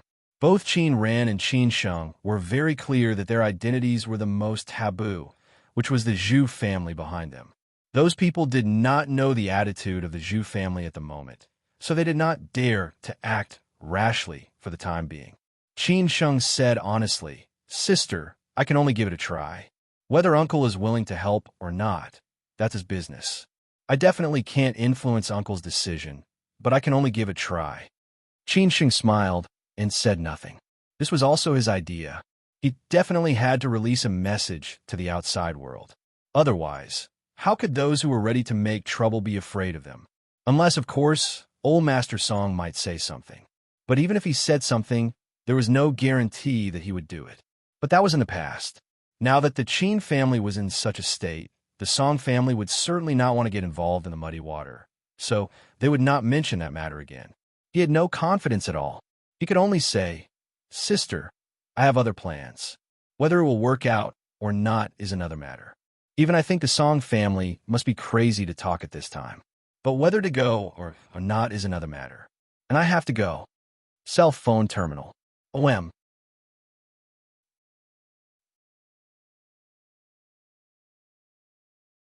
Chapter 809. A letter when Qin Sheng was in Shanghai. He had already sorted out the situation of the Qin family. He knew which figures and forces were involved in it. He did not dare to say anything else, but he might be clearer than most people about the internal disputes of the Chong and faction. After all, Qin Sheng had been in the center of such a storm many times, so he had some experience. As for the Song family, Qin Sheng also had his own considerations and plans. Even if his sister Qin Ran had any reservations, Qin Sheng would still give it a try. However, he did not tell his sister his reasons. Qin Ran did not ask, and Qin Sheng did not say much either. He had already made up his mind to meet Old Master Song first and test the Song family's attitude. As for the result, it was not important. Liu Bei had to pay 3 visits to the thatched cottage to invite Zhuge Liang. If such a big matter could be settled in one go, it would be too unbelievable. After Qin Sheng and Qin Ran finished their conversation, Gong Sun suddenly brought Qin Sheng into the study alone. He said that Master Qin had left him a letter. As for the content, he did not know.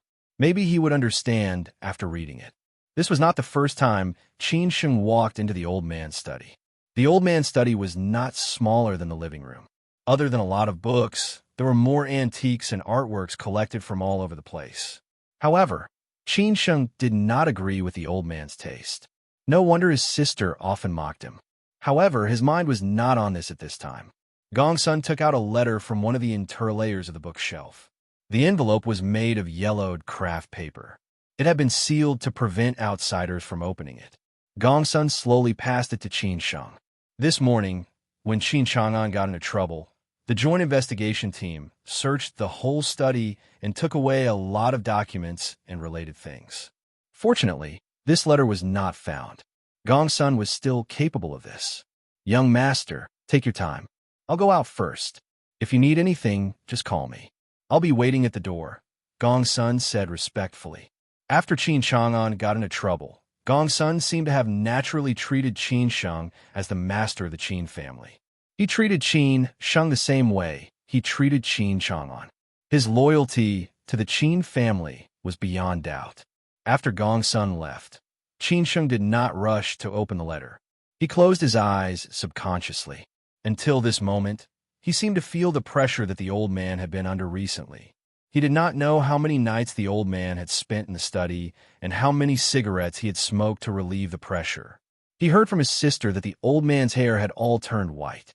Although Qin Sheng did not see it, he could imagine what it looked like. He must have aged a lot. After a long time, Qin Sheng opened his eyes and walked to the desk unhurriedly. He slowly sat on the seat that the old man used to sit on. From today onwards, he would play the role of the old man. He would bear all the responsibilities and pressure. He did not know if he would make everyone satisfied or disappointed. He opened the envelope and took out the letter. Although there were only a few pages, Qin Sheng felt that it was unusually heavy. He did not know what the old man would say to him.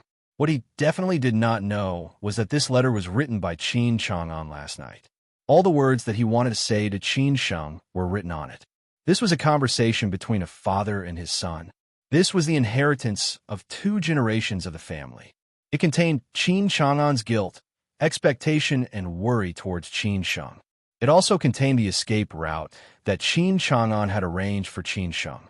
Opening the letter, Qin Sheng's most intuitive feeling was that the old man's handwriting was really beautiful. It was not inferior to his at all. It seemed that the Qin family had this tradition.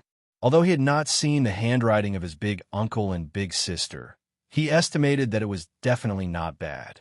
At this time, Qin Sheng took a deep breath and finally began to read this letter seriously. He estimated that the words in this letter were more than what the old man had said to him.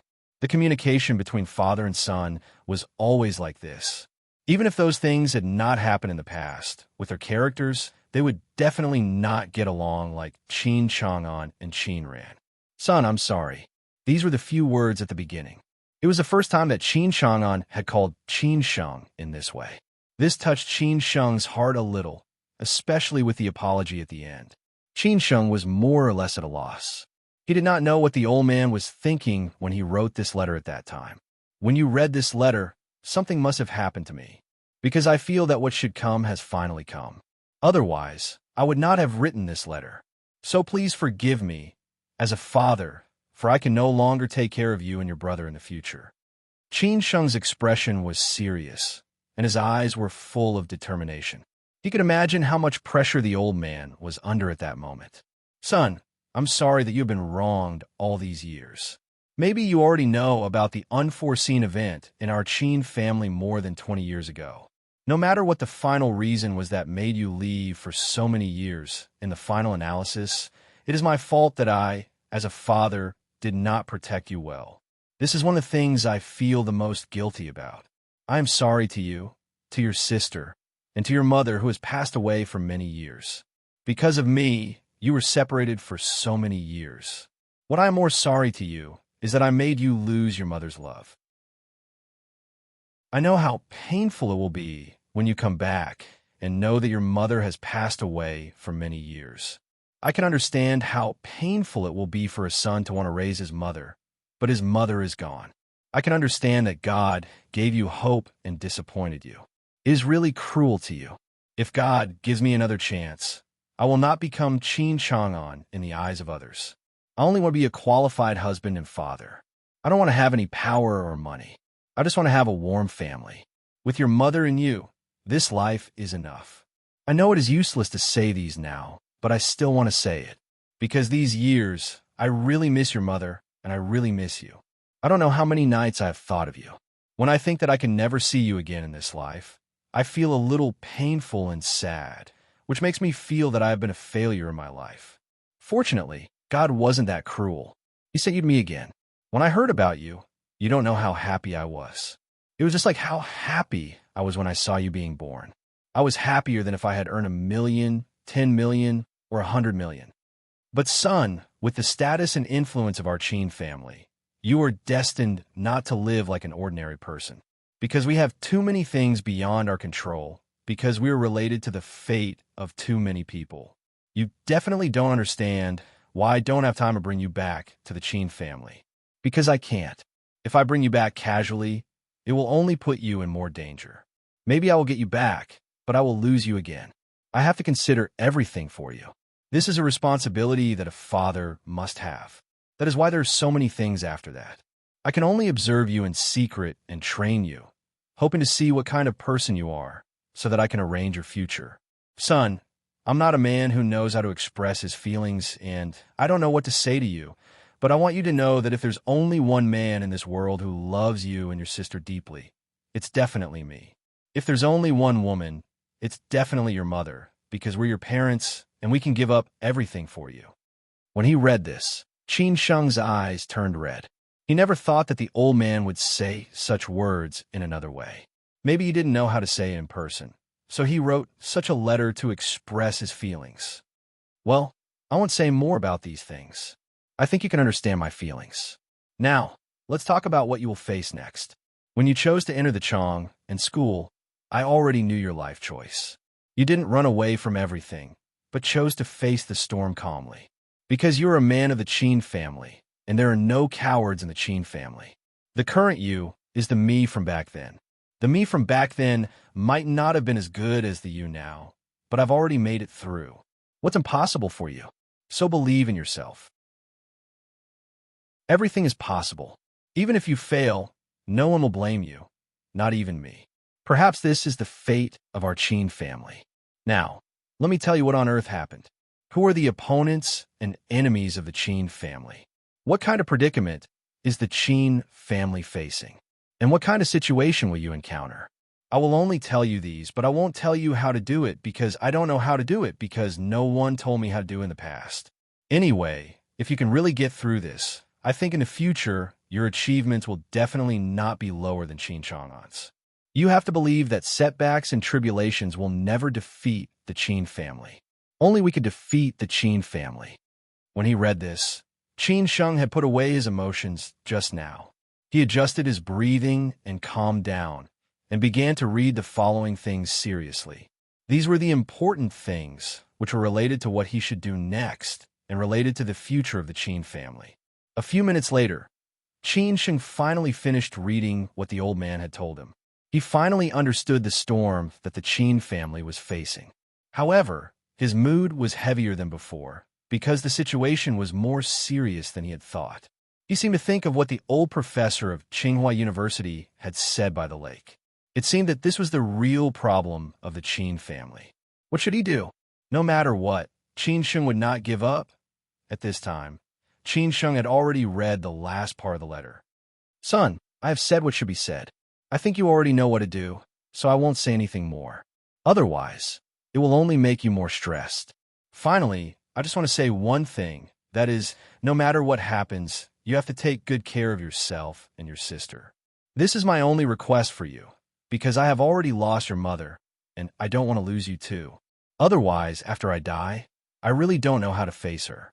After all, I already owe her enough, and I can't repay her in a few lifetimes. After reading this sentence, Qin Sheng's heart was even more touched. He thought that the old man had already said what should be said, but he did not expect that there would be another sentence at the end. After reading this sentence, Qin Sheng instantly burst into tears, because this sentence was, Son, how I want to hear you call me Dad. Reading at 0. Chapter 8:10. Chapter 9:10. It's not that simple. Qin Sheng finally finished reading the letter left by the old man, but he could not calm down for a long time. It seemed that he got to know the old man again, a more real old man. The old man was the leader of the Chong and faction, the head of the Qin family, and his father. He had been reflecting on this matter for some time. It seemed that he had never considered things from the position of the old man. He always felt that the old man had done these things too naturally and did not consider his situation and feelings at all. Qin Sheng's last sentence touched Qin Sheng deeply. He felt that the old man had taken these things for granted and did not consider his situation and feelings at all. Now, Qin Sheng understood what was going on. He knew that the old man did these things for his own good, but he did not understand it and always had some conflict with the old man, because he was a little selfish, because he stood at a too low level, and because he could not see those deeper things at all. Now, after experiencing these things, Qin Sheng finally understood. Fortunately, it was not too late, and there was still a chance to make up for it. After a long time, Qin Sheng finally came to his senses. He put away the letter and looked at the old photo on the desk. He said in a low voice, Dad, the Qin family has me. I won't let you down. The photo was still the same photo. The family of 4 was filled with happiness and harmony. The smiling mother was still as beautiful as ever. The young and handsome old man was very serious. The braided elder sister was very obedient, and the cheeky old man was very happy with his smile. Qin Sheng had seen this photo many times, in the old house, in the old man's office, at his sister's place, and now he saw it here again. Maybe this was the old man's spiritual sustenance. No matter how big the setbacks and storms were, he could face them calmly. When Qin Sheng came out of the study, there were only his sister Qin Ran and 2 younger sisters in the living room. His aunt and Uncle Gongsun had already gone out. Qin Sheng did not know what they were going to do. He guessed that they went to do what they should do, so he did not ask much. Qin Sheng walked slowly to them, gently touched Yaya's soft long hair, and comforted this inexperienced girl. Then he said to his sister, Sister, I'm going out. Yaya could not sit still and said worriedly, Brother. Qin Sheng said with a smile, Stay at home. I will be back soon. Listen to me. Qin Ran did not say anything. She just communicated with Qin Sheng with her eyes. The two of them knew what she wanted to say without saying. Nangong seemed to want to do something and said in a low voice, I will go with you. Nangong seemed to want to do something and said in a low voice, I will go with you. Since Qin Sheng had already said so, Nangong did not say anything more.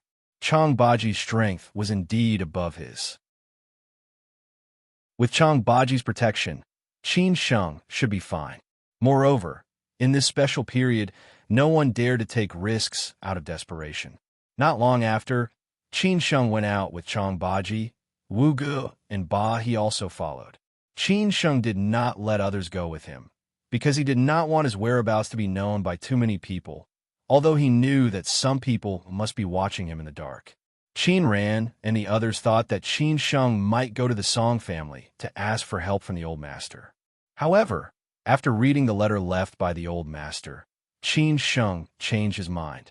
Instead of going to the Song family, he chose to go to an alley in the Dongcheng district to visit the Li family, which had been relatively ambiguous in the internal conflict of the Chong and system.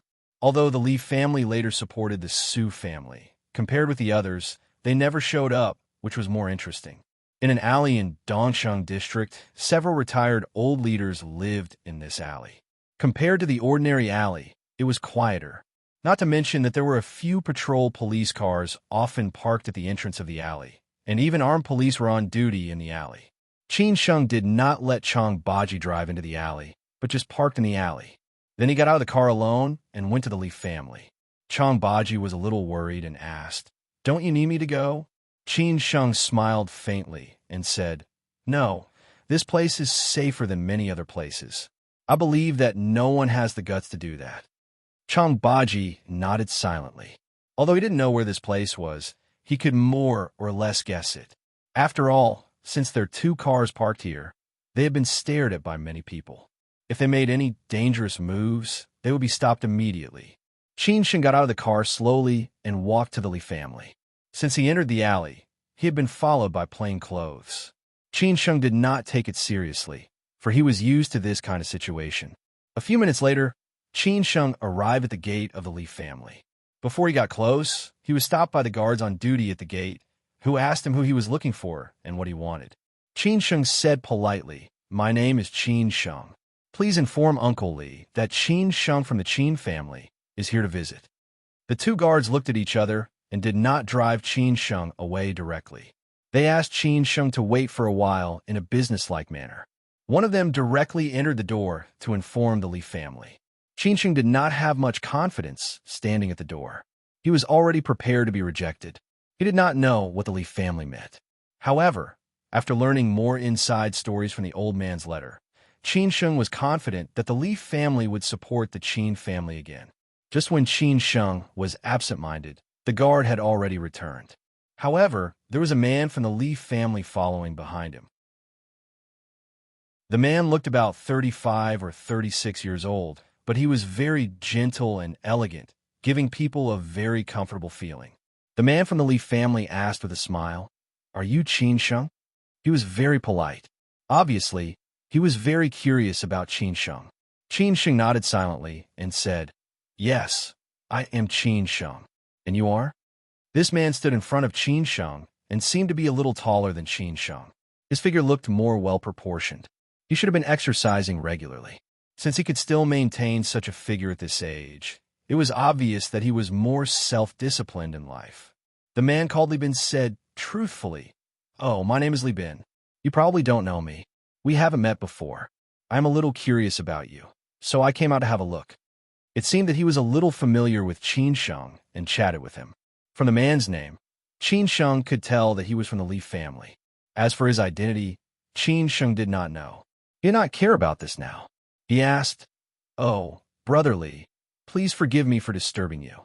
I wonder if Uncle Li is here. Does he have time to see me?" After talking about business, Li Bin stopped smiling and replied, "Qin Sheng, you can go back. I know what you are here for. My uncle won't see you, so it's meaningless." This result was within Qin Sheng's expectation, so he was not disappointed. He just continued to say, "Brother Li, please tell Uncle Li that I really have something to talk to him about. It is not only related to our Qin family, but also to your Li family. As for the final result, you can see me first. Qin Sheng, I sympathize with what happened to your Qin family, but you are somewhat anxious. It is not suitable for you to act rashly at this time, because the timing is not right. Even if you come to see us, it can't be now, so you can go back." Li Bin said meaningfully, but his attitude was very firm. No matter how Qin Sheng struggled, he would not let him in. Moreover, this was the order of his uncle. Since the Li family did not want to see him, Qin Sheng knew that it was meaningless to pester them. He could only helplessly say, Thank you, Brother Li. I will visit you after a while. Sorry to bother you. After saying that, Qin Sheng was ready to leave. Li Bin also responded politely and watched Qin Sheng leave. Looking at this young man's back, Li Bin could feel the pressure on him. He was very clear about what the Qin family was facing and the situation of the Qin family. He was afraid that this young man would be crushed. However, before Qin Sheng walked a few steps, another man came out of the Sihiyuan, who looked about the same age as Li Bin. He asked Li Bin where Qin Sheng was. Li Bin pointed at Qin Sheng, who had already left, and said, "That's him. What's wrong?" The slightly fat man hurriedly shouted, "Qin Sheng." Hearing someone calling him, Qin Sheng subconsciously stopped and turned around. He looked at another man who had already walked over from a distance with a puzzled face. He did not know what was going on. Qin Sheng looked at the man in front of him and asked, "Anything else?" The slightly fat man said happily, "My father wants to see you." Hearing this, Qin Sheng was a little surprised. What did this mean? The Li family's attitude changed too fast. He was rejected a second ago, and then he agreed. What was the Li family planning? Before Qin Sheng came to his senses, the slightly fat man said politely, "This way, please. I'll take you in." Qin Sheng did not think much about it. No matter what the Li family's attitude was, since that man was willing to see him, he should try his best to get his support. In this way, he would have a greater chance of winning in tomorrow's board meeting. Qin Sheng had already thought about what to say. He just needed to say it according to the plan. Therefore, Qin Sheng followed this man into the Li family's Sihiyuan quickly. Li Bin was also a little confused at this time. What was going on with his uncle? Didn't he ask him to reject Qin Sheng? Why did he want to see Qin Sheng? He should not see Qin Sheng at this time. However, Li Bin could not guess what his uncle was thinking, so he simply stopped guessing. His uncle must have his intention, so he followed him in. Half an hour later, when Qin Sheng walked out of the gate of the Li family again, the expression on his face had already given the answer. Obviously, the discussion did not go well, and the result should not be satisfactory.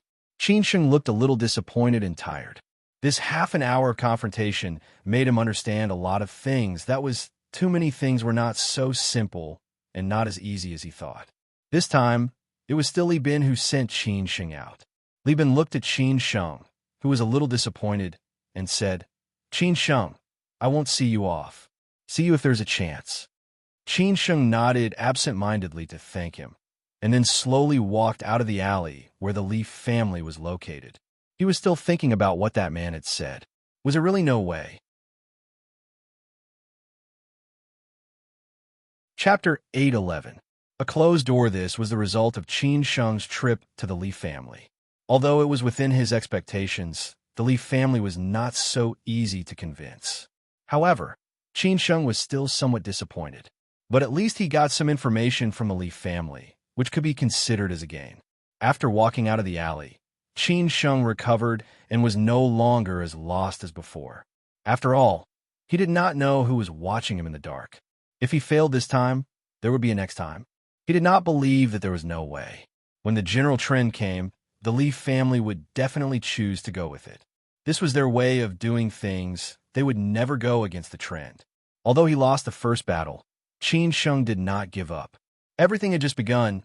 He had to fight bravely. After getting in the car, Qin Sheng asked Chong Baji to drive. The next stop was the Song family. If he went to the Song family at this time, everyone would say that he was crazy. But Qin Sheng insisted on doing so, because after weighing the pros and cons, he felt that the pros were greater than the cons. In the car behind, Brother Wu and Ba, he followed the car in front at a steady pace. It was relatively quiet in the car, and the two of them did not talk much, but Brother Wu looked a little annoyed because his father had called in the evening. He did not know where he got the news from, but he indicated that Brother Wu could leave the Qin family and return to Inner Mongolia. Brother Wu refused directly. Although his father had a good relationship with the Qin family, such a big thing happened to the Qin family, and his father made the decision after careful consideration. He did not want his son to be involved too much. Moreover, his father felt that the Qin family could not get through this. It was useless for him to stay in the Qin family. It was better to go back to Inner Mongolia as soon as possible. Besides, He came to Beijing to train and build connections. Brother Wu told his father that it was not appropriate for him to leave the Qin family at this time. The Qin family was all thanks to the Qin family. Even if he couldn't help them in their time of need, he shouldn't kick them when they were down. Although he wouldn't kick them when they were down by leaving the Qin family, it would definitely disappoint them. Brother Wu said that he could go back to Inner Mongolia, but not now. At least, he had to wait until the crisis of the Qin family was over. Moreover, he also wanted to see if Qin Sheng could help the Qin family to get through the crisis. If the Qin family could get through the crisis successfully, it would be a matter of time for them to rise. At that time, the relationship between his family and the Qin family would be closer. If he could not get through the crisis, it would be understandable for him to leave at that time. After Brother Wu's father heard this, he was very appreciative of his son's way of handling things. It seemed that he had not wasted his years in the Qin family. He could see things more clearly than him, so he readily agreed to his son's decision. "Brother Wu, what are you thinking about?" Bahi asked casually. He had only been with the Qin family for a few months. During this time, he had been in Shanghai and had not been in contact with the core members of the Qin family, so he did not think too much about it. Brother Wu said thoughtfully, "Bahi, now that something has happened to the Qin clan, and it is a very serious matter. It may directly destroy the Qin clan. Have you ever thought of leaving?" Bach did not realize how serious this matter was, but he still said, it's that serious?" "Yes, it's very serious. It is far from what you and I can imagine." Brother Wu did not want to hide it from Bahi, so he told him the truth. Bahi thought for a moment and said, "Even if I want to leave, now is not the time. If I leave now, Brother Qin will be so sad." "Brother Wu, don't tell me that you're going to leave. You can't be like this." Brother Wu said with a smile, "When did I say that I am going to leave? I have the same thought as you. Let's wait until this matter is over. There is no hurry now. I am just afraid that you will have this kind of idea." Bai shook his head and replied, "I am not that kind of person." There was another more important reason why he did not want to leave. That was the girl he liked was in the Qin family. How could he be willing to leave? Ever since he met Nangong, the quarreling during that period of time had left a deep impression on Bahi. He did not feel anything at first. It was not until he went to Shanghai that he realized that he seemed to have fallen in love with Nangong. Therefore, when he returned to Beijing this time, Bahi was probably happier than anyone else because he could see Nangong again. Although he saw Nangong today, they did not talk much. They only exchanged glances and greeted each other. After all, the atmosphere in the Qin family was quite strange now. Nangong seemed to have a lot on her mind. Bahi did not want to disturb Nangong at this time. Half an hour later, Qin Sheng rushed from the Li family to the Song family. The alley where the Song family was located was similar to that of the Li family.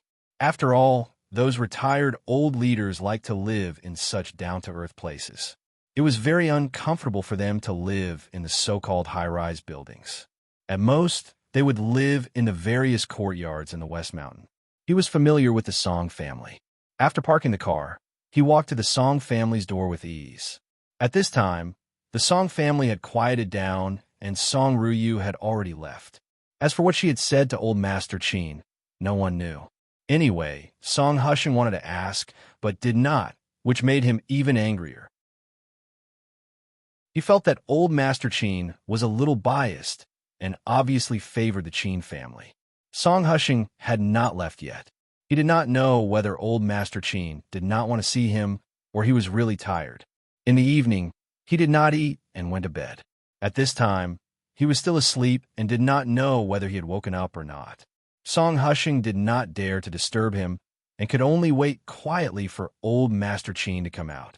At this time, the guard outside came in to report to the old housekeeper that Qin Sheng from the Qin family had come to visit and wanted to see old Master Song.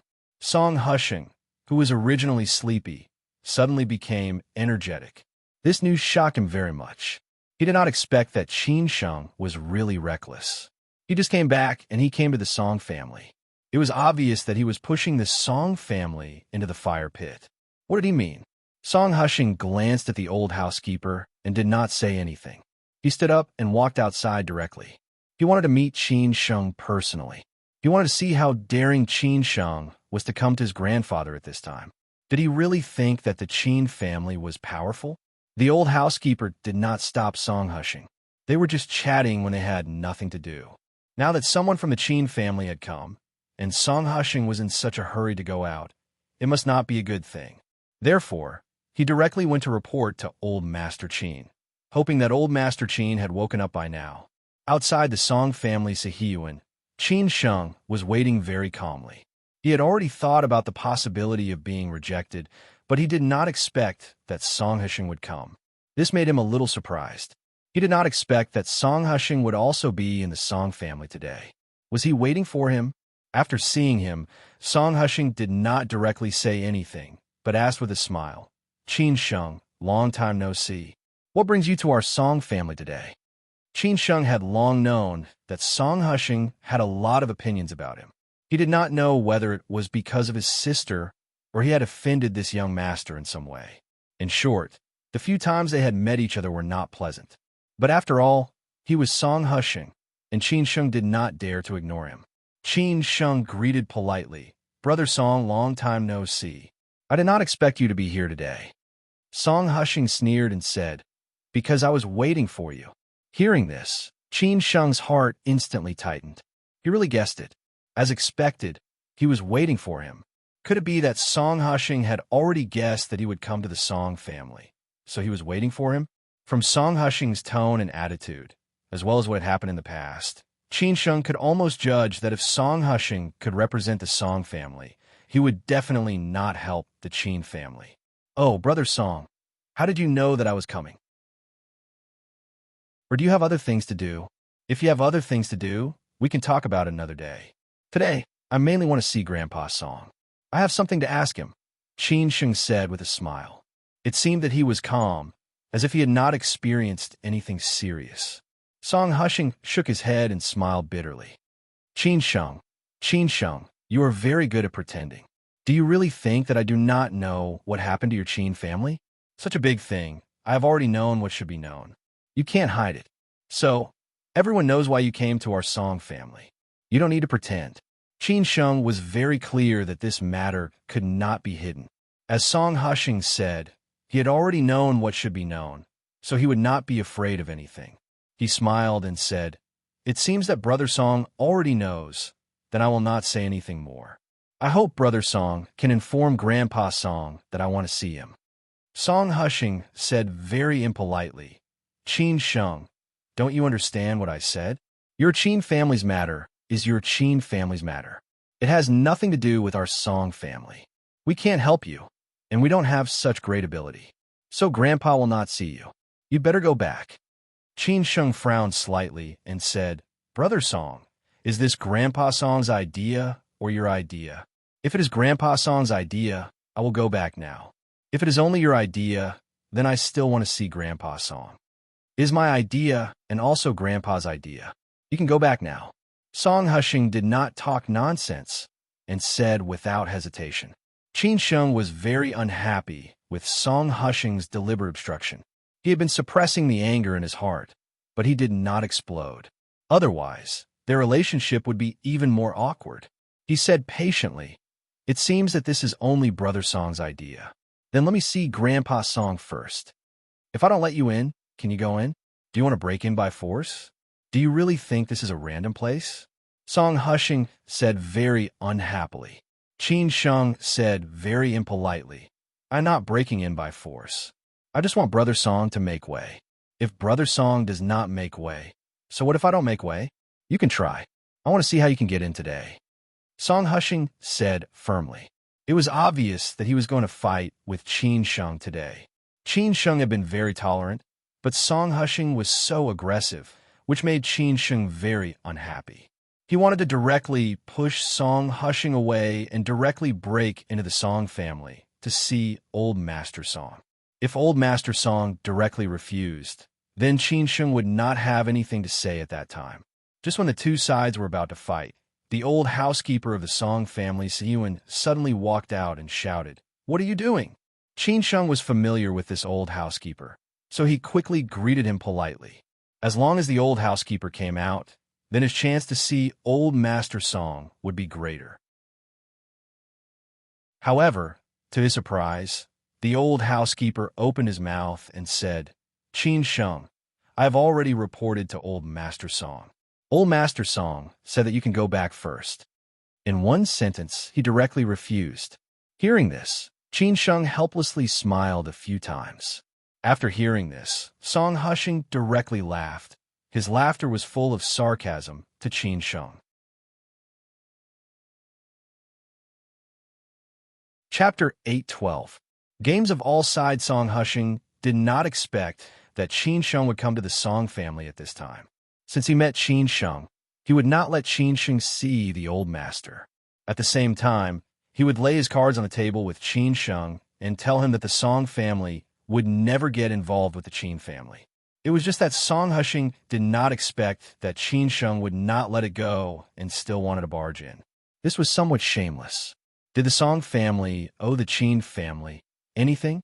Everyone knew that this matter involved a very high level. Why should the Song family help? Why should the Song family take the risk? The reason why Song Hushing did not allow Qin Sheng to see the old master was that he was afraid that the old master had sided with the Qin family. So he stopped him first. However, Song Hushing did not expect that the old housekeeper would directly tell Qin Sheng to go back after he came out. Everyone knew what the old man meant. That was a rejection. Song Hushing finally let go of the thing that he was most worried about. He let out a long sigh of relief. The old man still understood and wasn't really muddle-headed. Qin Sheng did not expect that the Song family would be so resolute. He could understand Song Hushing's attitude. After all, Song Hushing did not have a good impression of the Qin family. His sister had offended him because of the marriage between the two families, which made him somewhat unhappy. However, as for Old Master Song, he did not even allow him to enter the Song family's gate. Instead, he rejected him directly. At least, he would meet him and chat with him for a while before he rejected him. Qin Sheng could understand this. After all, it was reasonable and within his expectation. Now, Qin Sheng stood at the door and waited for such a result. He felt somewhat embarrassed. It seemed that he had thought too simply. The storm of the Qin family was so big that no one wanted to get involved. Therefore, he could only go home. Seeing Song Hushing laughing out loud, Qin Sheng was not in the mood to bicker with him. He smiled helplessly and said, "Brother Song, sorry to disturb you." After that, Qin Sheng looked at the housekeeper and said politely, "Uncle Zhao, please tell Grandpa Song that I'll come another day." After saying these words, Qin Sheng turned around and left. Compare with the time when he left the Li family just now. Qin Sheng's back looked very disappointed this time. He was under too much pressure, which might really crush him. Looking at Qin Sheng's receding figure, Song Hushing stopped laughing. He could not help but feel that he had gone too far. Although he had to stop Qin Sheng, his attitude was so tough and unreasonable. After all, such a big thing had just happened to the Qin family. The Song family and the Qin family had always been friends for generations. It was fine if they did not do the same, but there was no need to hit them when they were down. It was fine that the Qin and the family, but there was no need to kick the Qin Sheng. However, there was no need. On the way back to the Sihiyuan of the Qin family, Qin Sheng could not calm down. He had gained nothing tonight. The Li family refused to compromise. The Song family was even more direct. They did not even allow him to enter the gate. He did not know how many difficulties were waiting for him in the future. Did the Qin family really have no other way? When Qin Sheng returned to the Qin family's Sihiyuan, Zhao Anji and Gong Sun were already back. They were discussing something in the living room. Qin Sheng walked into the living room and asked directly, "Andy, how is it going?" Zhao Anji shook her head and sighed bitterly. "I didn't get any news. I don't know how your father is now. We can only wait." This was still within Qin Sheng's expectation. After all, it had just happened. Besides, it was such a big thing, which must be confidential. There would be no news in a short time. Qin Sheng could only wait. He could not be too anxious.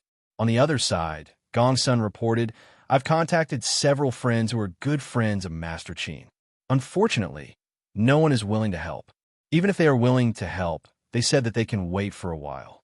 Now, they don't dare to do it." "Well, I see. Then let's wait and deal with tomorrow's board meeting first." Qin Sheng nodded silently and replied. Zhao Anji was the executive director of the Chang'an Group. The executive director had a lot of power. That was why Zhao Anji could use this identity to move around in Shenzhen and Hong Kong some time ago. Qin Sheng, on the other hand, was a non-executive director. Although he was not as important as Zhao Anji, Qin Sheng was important enough because he was Qin Chang'an's son. This was arranged by Qin Chang'an before the accident. It was also the most important step of the plan. If he had not arranged for Zhao Anji and Qin Sheng to join the board, they would have been more opposed now. However, there was another problem. The other two directors of the Qin family, Hao Mingyi and Chang Sini, had been taken away to assist in the investigation. This made Qin Sheng's situation very bad tomorrow. There were originally only 9 directors in the Chang and group plus 2 independent directors.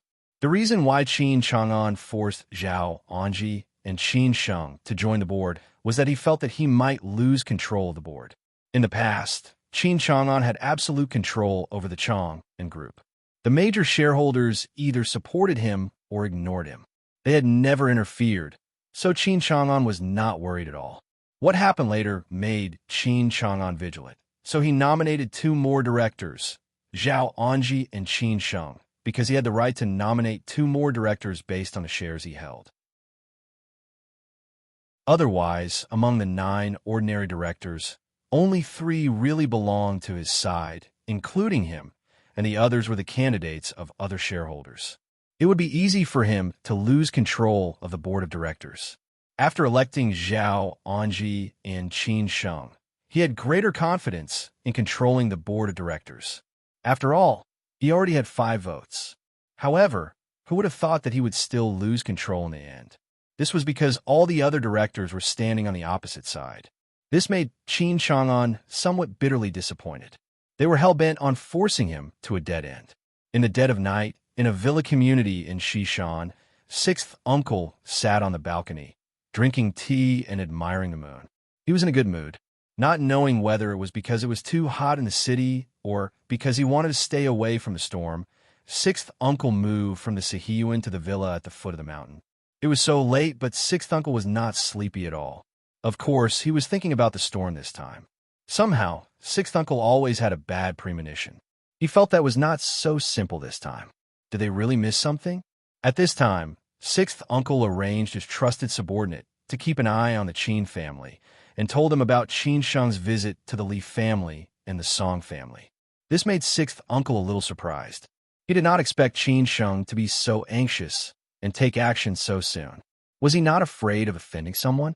After hearing the report, 6th uncle immediately discussed with the other 2 families. The 3 people in the video all frowned. The Su family said first, Qin Sheng went to the Li family? Although the Li family has not done anything, they have already expressed their support for us. How could they change their mind? Zhe Yuan frowned and said, not necessarily. Why has the Li family not done anything? Maybe they're thinking about something. Who knows what Qin Sheng and the Li family talked about? Who knows whether the Li family will compromise or not? What if the Qin family promises enough benefits? The Li family may betray us. 6th uncle nodded silently and said, what Ziyuan said is right. The Li family is really uncertain. Since Qin Sheng contacted them, why didn't the Li family contact us? Su Xingwei, who was next to the Su family, said subconsciously, 6th uncle, do we need to call the Li family? It's better to make things clear so that our plans won't be disrupted. Uncle Lu thought for a moment and said, I don't think it's necessary. We can see the attitude of the Li family at the board meeting tomorrow. If the Li family supports the Qin family again, we don't have to think too much. The 2 families must have made a compromise. If the Li family still supports us, then we have nothing to worry about. After hearing that, Su Xingwei echoed, 6th uncle, you are right. Let's see what the board of directors will do tomorrow. Zhe Yuan then asked another question. By the way, 6th uncle, you said that Qin Sheng went to the Song family? If the Song family comes forward, it will be difficult for us to do it. Don't worry. Although Qin Sheng went to the Song family, he didn't even enter the Song family's front door. Don't you understand the Song family's attitude? 6th uncle said disapprovingly. The Su family laughed and said, "At this time, who dares to speak for the Qin family? Don't worry about it. Now we just need to think about how to control the Chong and faction." Zhe Yuan smiled and said, "That's true." After talking about these things, sixth uncle said casually, "It's getting late. Let's go to bed early. Tomorrow's board meeting. Let's see how the Qin family will fight back." Su Xingwei said with interest, "The result has been decided. How can they turn around?" Everyone laughed without saying anything, and then hung up the video call. The next day, the weather suddenly changed. The wind was strong, the dark clouds were pressing down, and a heavy rain was coming. The board meeting of the Chong and faction was held as scheduled, but it was not held in the headquarters of the Chong and faction. Instead, it was held in a manor in the suburbs. Chapter 8:13. Hypocrisy versus hypocrisy. The Chong and group had never experienced such a change. Everyone knew that the Chong and group had a strong background. Some people even said that some financial policies were customized for the Chong and group. It could be seen how powerful the Chong and group was in the field of finance and capital. As long as the target was targeted by the Chong and group, it would be difficult for it to escape. Although the outside world had been saying that something might happen to the Chong and group, because the Chong and group was really a big tree that attracted the wind, most people still believed that nothing would happen to the Chong and group. After all, the financial groups and capitals that were also rumored to be in trouble were not as powerful as the Chong and group. How could something happen to the Chong and group? Even the insiders of the Chong and faction didn't think it was possible for something to happen to them.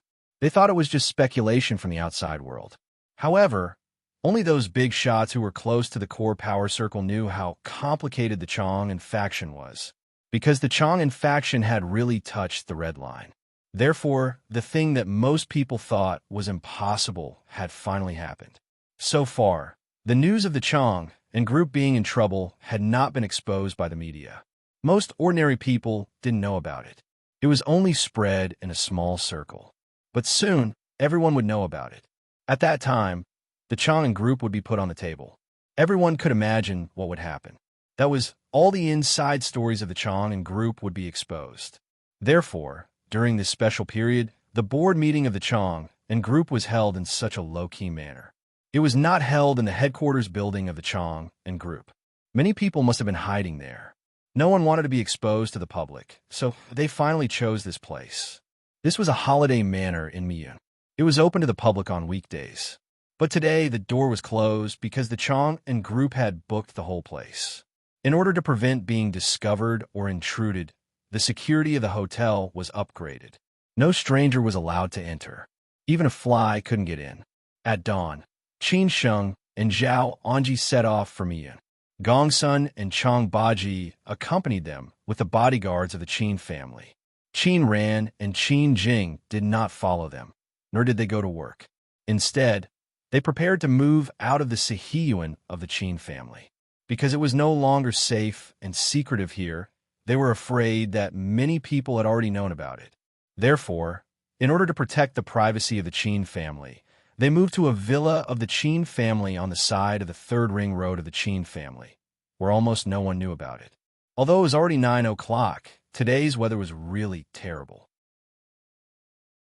Even though it was already 9 o'clock, it felt like the sky was not bright yet. This was really rare. Dark clouds completely covered the sky. No matter how hard the sun tried, it was difficult for it to penetrate the clouds. It was really not a good sign. When the 3 carriages of the Qin family left the city, God finally became angry. Lightning flashed and thunder roared. Coupled with the howling wind, a crazy rainstorm finally came. The rainstorm poured down and covered the whole of Beijing in an instant. It was as if someone had poked a hole in the sky and couldn't stop it no matter how hard they tried. "I haven't seen such a storm for a long time," Qin Sheng said with a depressed mood. He didn't know whether it was because of the weather or because of the situation he might face later. Zhao Anji sat next to Qin Sheng. Today, she wore a well-tailored black dress with a valuable pearl necklace hanging on her chest. She looked very graceful and luxurious. She said thoughtfully, "Even in Canada, it's rare to see such a storm. I'm afraid many places will suffer again." For the municipal system of these big cities, every storm was a test. Even in Sijio City, many places would be paralyzed during the storm season, let alone other small cities. Moreover, in such bad weather, it would be difficult for them to go back to the city in the afternoon. Annie, do you think Lord Liu will remember our old friendship? You don't have to be so ruthless, right? Qin Sheng said calmly. Today, their biggest opponent was Mr. Liu. This was because everyone else followed Mr. Liu's lead. They probably had no chance of winning at all. Moreover, in the current board of directors, they only had 2 votes on the Qin family's side. Zhao Anji shook her head and smiled bitterly. I don't know. I hope he won't. Because of the heavy rain, when Qin Sheng and Zhao Anji arrived at the holiday manor in Miyun, it was already 11 o'clock in the afternoon. At this time, the others also arrived one after another. It was not until 11:30 that everyone arrived. Except for a few directors of the Chong and department who could still perform their duties, the rest were the staff members of the Chong and department. As for the 2 independent directors, they did not participate in the meeting. They only participated in the meeting through video conference. Not knowing whether it was because of the heavy rain or because everyone wanted to finish today's meeting as soon as possible, they only gave half an hour for lunch. After lunch, the board of directors would directly start until all the matters were finished. Naturally, Qin Sheng and Zhao Anji met Uncle Liu. Except for Uncle Liu and Ziyuan, who attended the board of directors in person, the others were obviously representatives of their families. Although the identities of these big shots were not simple, they obviously represented the interests of their families, such as the Li family and the Su family. In fact, there were not many directors, except for Qin Sheng and Zhao Anji, who represented the Qin family. Uncle Liu had 2 seats, Ziyuan and the Su family had 1 seat each, and the Li family had 2 seats. This was also the reason why Qin Sheng had to go to the Li family last night. If he could persuade the Li family to support the Qin family, today's board of directors would be in the bag. However, things did not go as he wished. For some unknown reason, everyone had lunch in their own rooms and did not gather together. It was not until after lunch that Qin Sheng and Zhao Anji bumped into 6th uncle. 6th uncle and Ziyuan were preparing to go to the conference room. The other directors had not come out yet. This was the second time that Qin Sheng met Uncle Liu. He still had a deep impression of Uncle Liu. This old man was a tiger in a family of generals. When people mentioned him, they still thought of the glory of his father's generation. After all, he was a famous big shot. However, only those big shots in Sijio City knew that Uncle Liu was not simple when he was young. He could be regarded as the leader of this generation in Sijio City. It was only because of the things that happened later and the route he took that many people forgot about him. However, Uncle Liu's power was really not simple. Otherwise, how could he occupy 2 seats in the Chang'an system? Otherwise, how could he make the other families regard him as the core? When Qin Sheng returned to Sijio City, he knew that he would meet Uncle Liu, the old fox, sooner or later. Although he did not want to meet Uncle Liu very much, they would meet sooner or later. How could he not meet him? Once, Uncle Liu's opponent was Qin Chang'an. It was not by chance or luck that Qin Chang'an could get to where he was now. Those who were familiar with him all knew that Qin Chang'an was really not simple. Therefore, even though Uncle Liu's identity was prominent and powerful, he still did not dare to look down on him. In fact, many people understood that although Qin Chang'an had always been at a disadvantage in the game with Uncle Liu and the situation was controlled by Uncle Liu, he did not lose to Uncle Liu. Instead, he lost to the general trend and the people above him. If it was just an internal struggle of the Chang and system, Qin Chang'an might not lose to Uncle Liu. Now, 6th uncle's opponent had changed to Qin Sheng. In many people's eyes, Qin Sheng might be a young man who was still wet behind the ears, without any experience, tricks, or ability. However, 6th uncle knew Qin Sheng very well, so he did not look down on Qin Sheng. Uncle Liu, long time no see. How are you recently? After seeing Uncle Liu, Zhao Anji greeted him as usual, which did not make the atmosphere too awkward. Otherwise, it would be more difficult to handle the board meeting later. Zhao Anji was no stranger to Zhao Anji. Although Zhao Anji had spent most of these years in Canada, Uncle Lu was very familiar with her when she was young. From that time, Uncle Lu knew that Zhao Anji was not a simple woman. Otherwise, how could Zhao Anji marry Qin Chongqing, who had a bright future at that time?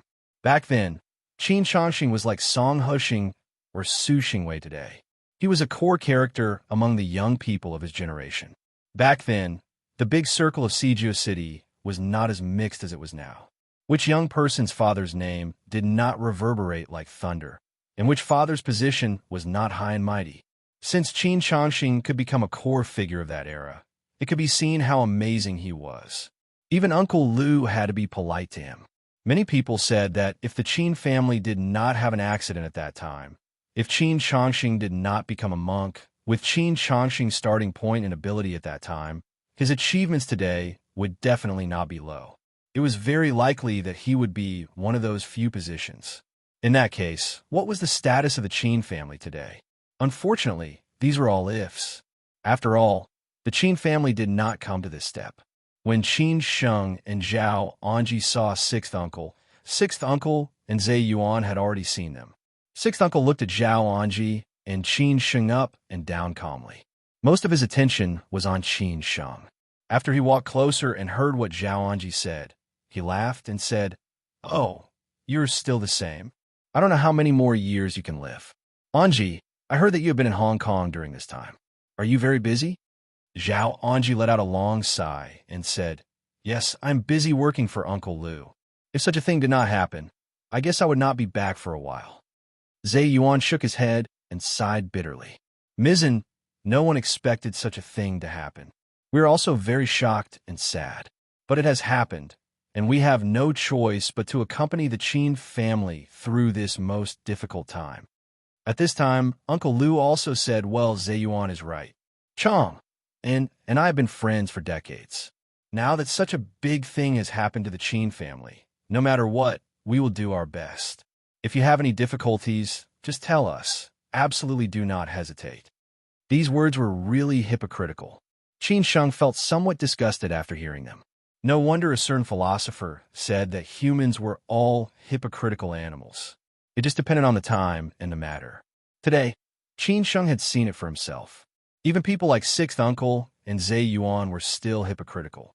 Qin Sheng really wanted to know what kind of chameleons they would be at the board meeting later. However, since they were all hypocritical, Qin Sheng had no choice but to cooperate with them and said, "Sixth Uncle, Uncle Xin, thank you. My father used to tell me how he and you have been through all these years. Today, my father has met with such an accident. I believe that you will not abandon him." Uncle Lu's face changed slightly. He stared at Qin Sheng thoughtfully. Finally, he patted Qin Sheng on the shoulder and said, "Qin Sheng, you must hold on. It is said that like father, like son. I believe that you will not let us down, and we will not let you down." Zhe Yuan also echoed and said, "Yes, Qin Sheng, as a man, you must be indomitable. We will all support you." Qin Sheng was very moved and said, "Thank you, Master Lu. Thank you, Uncle Zhe Yuan." The show was almost over. Maybe both sides knew that if they continued, it would really be a little disgusting. Uncle Lu felt that it was almost time, so he said, "Let's stop talking. Let's go in. We'll be busy today." The others did not speak and followed Uncle Lu into the meeting room. From the beginning to the end, Qin Sheng's expression did not change at all. These hypocritical people were all his opponents. He would never let them down.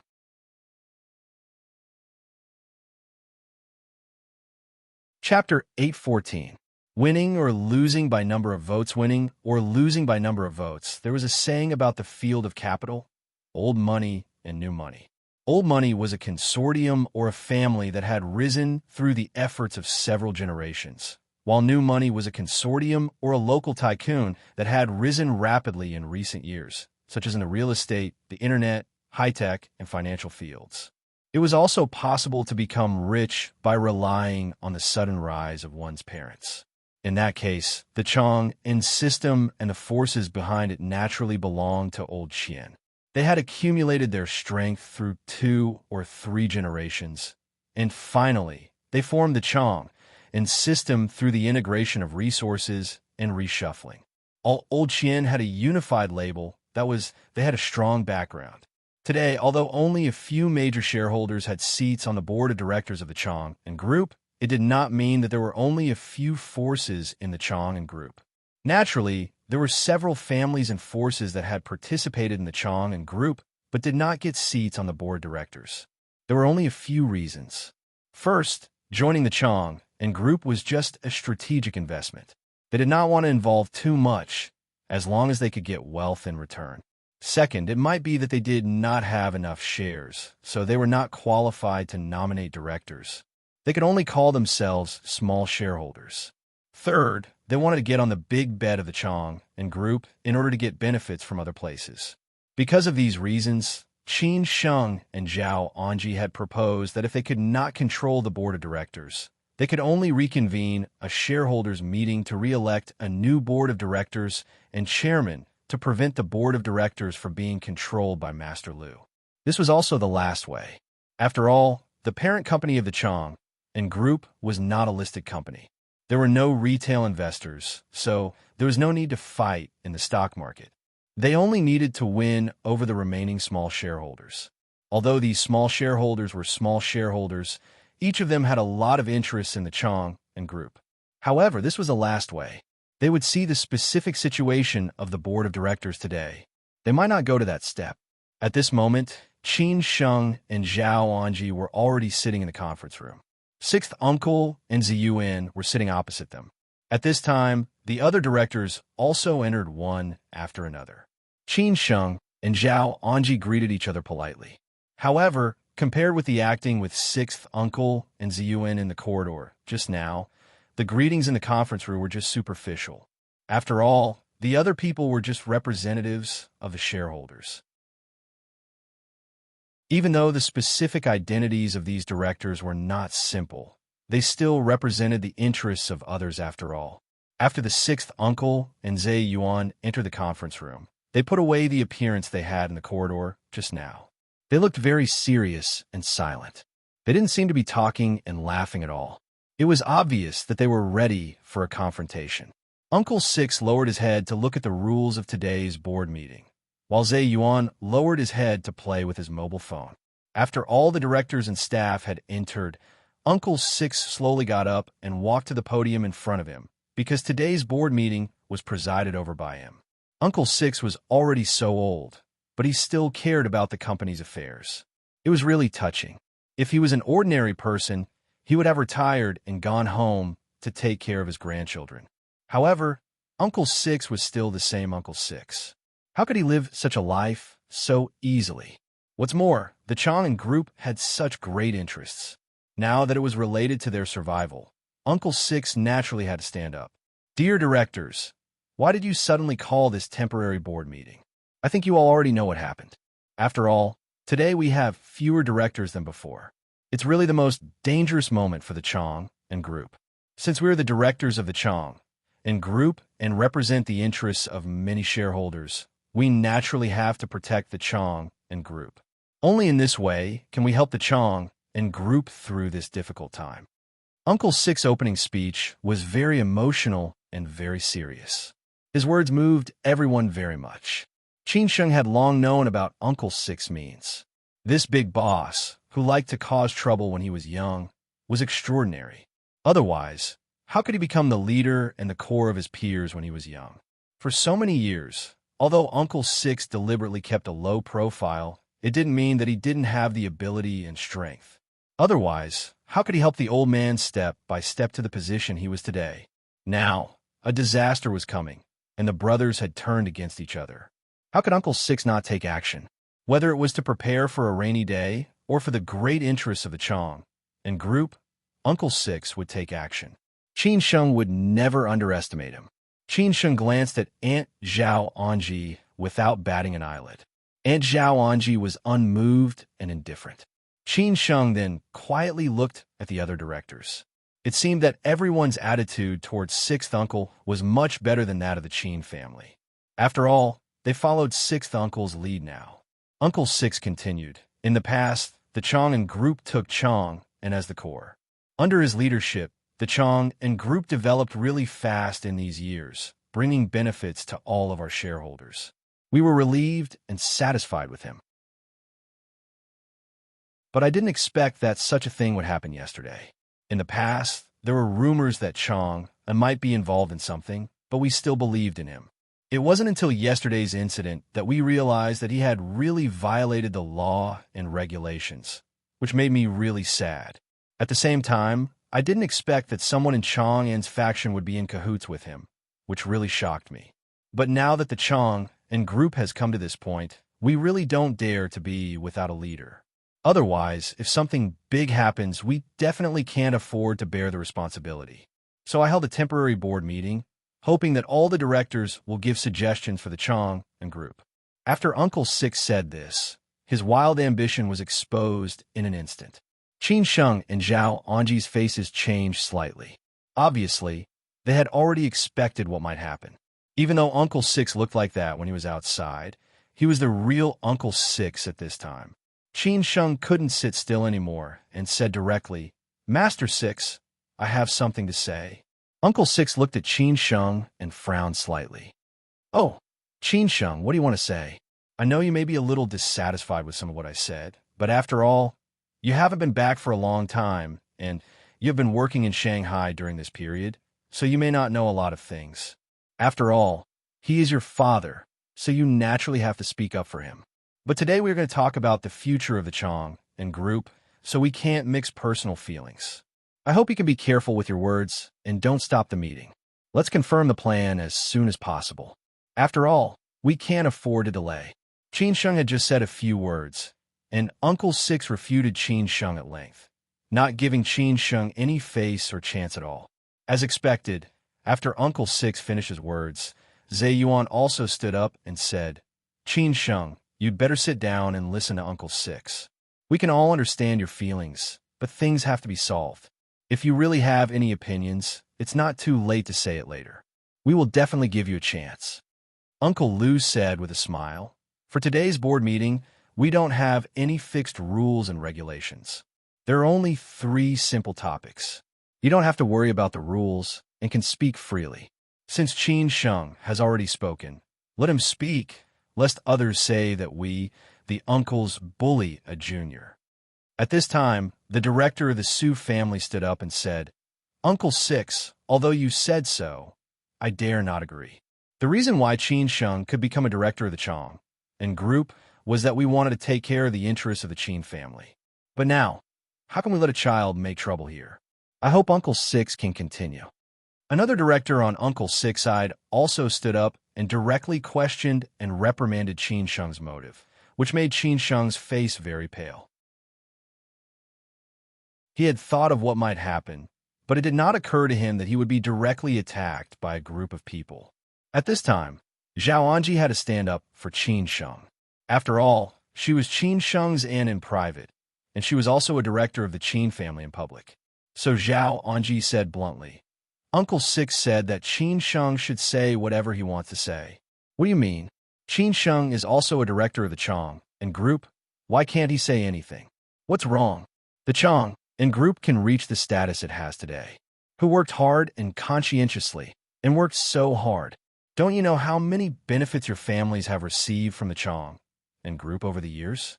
Why do you want me to say it? Now, something happened to the Chong and group, and my brother Qin Chang'an was involved. Didn't he do it for the Chong and group and all of you? Now that something happened to him, you are ready to be a coward. You want him to bear all the pressure for you and push all the blame to him. Is your conscience eaten by dogs?" At first, it seemed that Zhao Anji was standing up for Qin Sheng. But later, her words became more ruthless. She directly fired at all the directors present, and she even pointed at Uncle Six's nose and scolded him because only Uncle Six's words just now had this meaning. After all, the other directors had not said anything yet. As soon as Zhao Anji said this, everyone's face changed instantly, and they looked at each other. Uncle Six, who was standing in front, was even more uncertain. But from his eyes, it could be seen that Uncle Six was very angry. Zhe Yuan took the lead to refute. "Sister Zhao, what do you mean? Do you mean that Master Qin got into trouble because of us?" Another person stood up and said, Director Zhao, I don't understand what you mean. What do you mean that we pushed all the blame to Qin Chang'an? You said it as if we were the ones who took Qin Chang'an away. Don't you know why he got into trouble? Then, several other directors also started to refute, and their words became more and more ruthless. Uncle Six, who had witnessed the whole process, was expressionless. He did not believe that Qin Sheng and Zhao Anji could still fight against everyone. After all, no matter how good they were at talking, the final result would be decided by the number of votes. So it was useless. As for Qin Sheng, he did not expect that the fight would be so fierce at the beginning. No one wanted to let the other take the lead. Otherwise, it would be very difficult to turn the tables.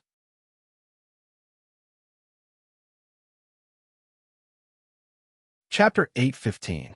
Chapter 8:15. See you at the shareholders' meeting. At the very beginning, the two sides exchanged greetings in the corridor, which was just to save face and not to make a fool of themselves.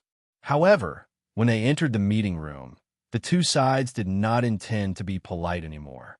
As soon as they came in, they confronted each other with equal harshness. No one wanted the other side to take the initiative, especially the Qin family, who went all out. Even though they knew that they were no match for the other side, whether it was in terms of numbers or strength, they still did not give in. It was impossible for them to admit defeat easily. Sixth Uncle did not expect that Qin Sheng and Zhao Anji's resistance would be so strong. He had thought that they might take the initiative to show weakness or use their previous relationship to talk about it. In this way, it seemed that they were more likely to reach a compromise. However, who knew that they would choose to fight head-on, which was a bit of asking for a snub. It was completely suicidal. The meeting room was already in a mess. The two sides were at each other's throats, and no one wanted to stop. They were bound to win. In the end, Sixth Uncle could not help but shout angrily, "Quiet, quiet, can we still continue?" Hearing Sixth Uncle's roar, everyone present instantly shut up and looked at Sixth Uncle at the same time. No matter what, among all the people present, after Qin Chang'an's accident, Sixth Uncle's status was obviously the highest.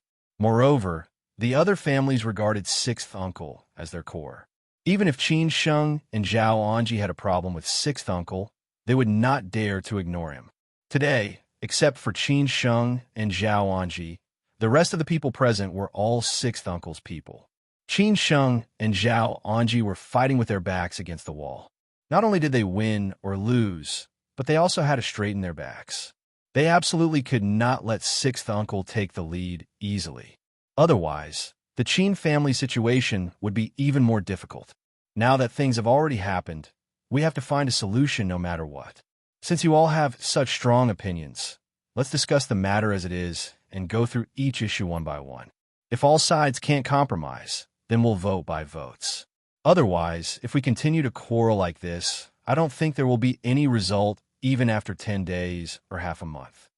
Sixth Uncle made up his mind. His words were very firm, and he did not give others any chance to refute him at all. No one said anything.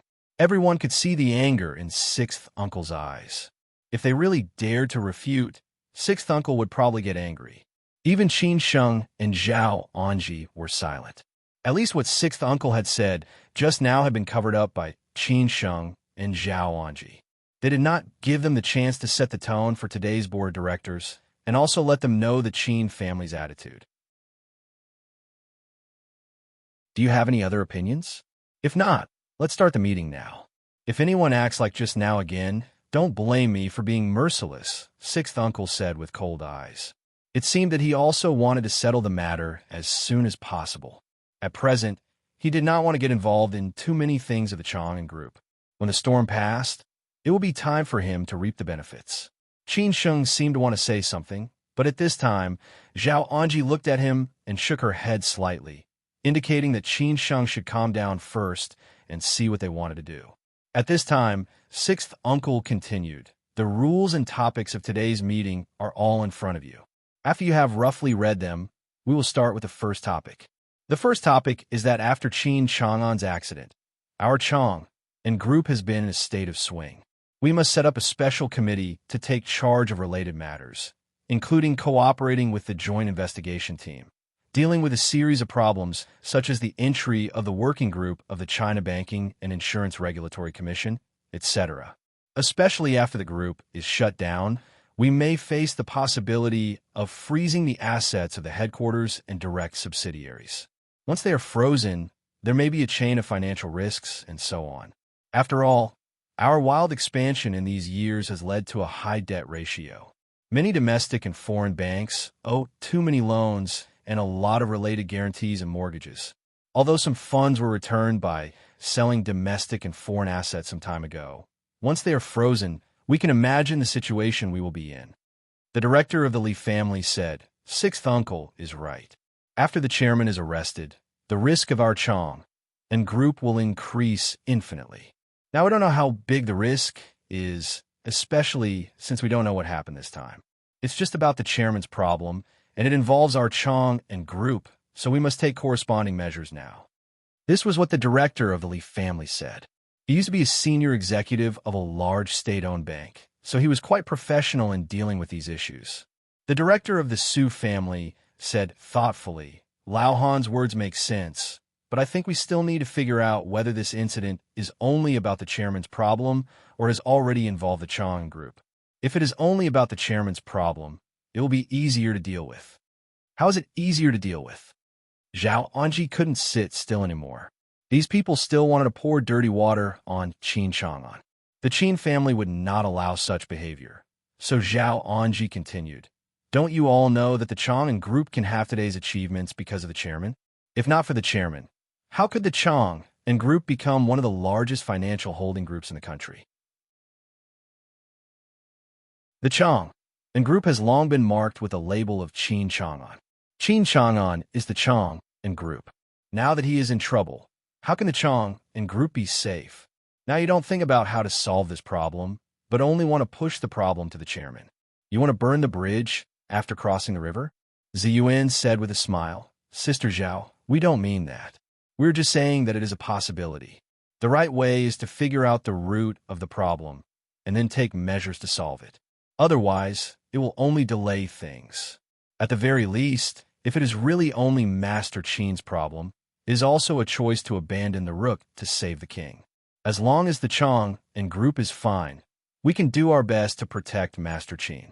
Am I right?" Qin Sheng sneered and said, "Uncle Ziyuan, do you really think so? Why are we so hypocritical?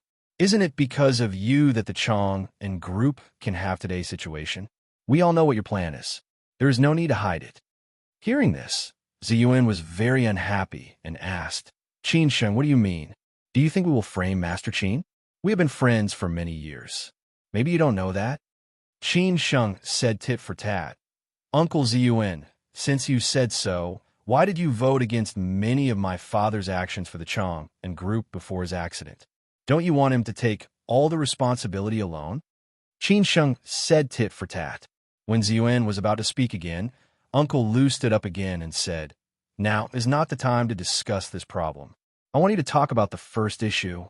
I have drawn up the list of the special committee. The board of directors will fully support the special committee.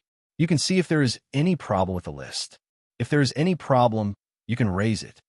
Qin Sheng and Zhao Anji didn't expect that Mr. Lu had already drawn up the list, so they quickly looked down and read the documents. When they saw the list, Qin Sheng and Zhao Anji understood that they had nothing to do today because all the people on the list were on Uncle Lu's side. Before they finished reading, the others had already expressed their opinions. Ziyuan was the first to reply, "I have no problem with this list. Let the be in charge."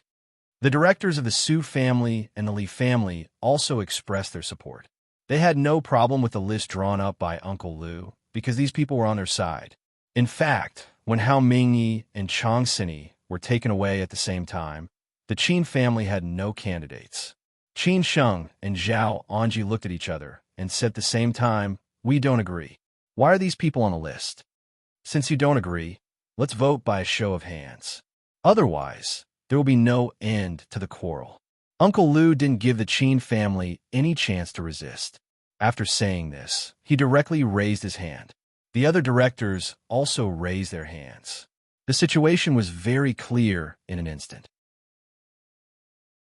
Except for Qin Sheng and Zhao Anji, everyone else raised their hands. Uncle Lu's side had passed the first issue by an overwhelming margin. Uncle Lu said with satisfaction, "Passed. Now let's move on to the second issue. How should we announce the news to the public? My opinion is very clear. Although the joint investigation team hasn't reported the specific results, we have to announce the news to the public to calm people down. So, for the time being, this incident is only related to Chong and not Chong and Group. What do you think? Why do you say so? Chong and Group is not a listed company.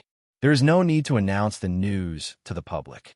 Moreover, the investigation team hasn't come to a conclusion yet. Why do you push everything to my father?" Qin Sheng directly stood up and objected. Ziyuan said impatiently, "Although Chong and Group is not a listed company, we have many listed companies under us. We are the actual controllers of many of them. If we don't announce it to the public, do we have to wait for the notice from the CSRC? Qin Sheng, if you don't understand, don't speak." Qin Sheng stared at Ziyuan angrily. He had a good impression of Ziyuan before, but this time he was very disappointed. These people all abandoned the Qin family for their own interests. They had no conscience at all. What's the point of doing this? Zhao Anji sneered. They were really bullying the Qin family. If Qin Chang'an had not been killed, would they dare to bully him like this? Uncle Lu seemed to be a little tired. He said impatiently, "Since you still have opinions, let's continue to vote." "We have no opinions. We support it." All the directors on Uncle Lu's side raised their hands to agree, except for Qin Sheng and Zhao Anji. Uncle Lu said happily, "Passed. Now let's move on to the third issue." Now we are facing the biggest problem, which is, this time, before Uncle Lu finished the details of the issue, Zhao Anji directly stood up and said, "Since you're so ugly, you can play by yourself. Our Qin family will withdraw. Anyway, with or without our Qin family, all your issues can pass the board of directors." Uncle Lu was very unhappy and said, "Anji, what kind of attitude is this? Everything is for the interests of Chong and Group. Don't you understand?" "Sister Zhao, you don't have to do this," Ziyuan echoed. The other directors criticized Zhao Anji one after another, saying that Zhao Anji and the Qin family were too selfish. They only considered the interests of the Qin family or only Qin Chang'an, but did not consider the interests of Chong and Group in themselves. Zhao Anji did not care about these people. She thought that there was still room for bargaining today, but she did not expect that Uncle Lu did not even want a fig leaf. Then what was the point of them staying here? So Zhao Anji said directly, "I don't want to talk to you. See you at the shareholders' meeting." After that, Zhao Anji turned to Qin Sheng and said, "Qin Sheng, let's go." Therefore, Zhao Anji took Qin Sheng and swaggered away, not giving face to anyone at all. This could be considered as completely breaking off all pretenses. Fengyun Reading Net.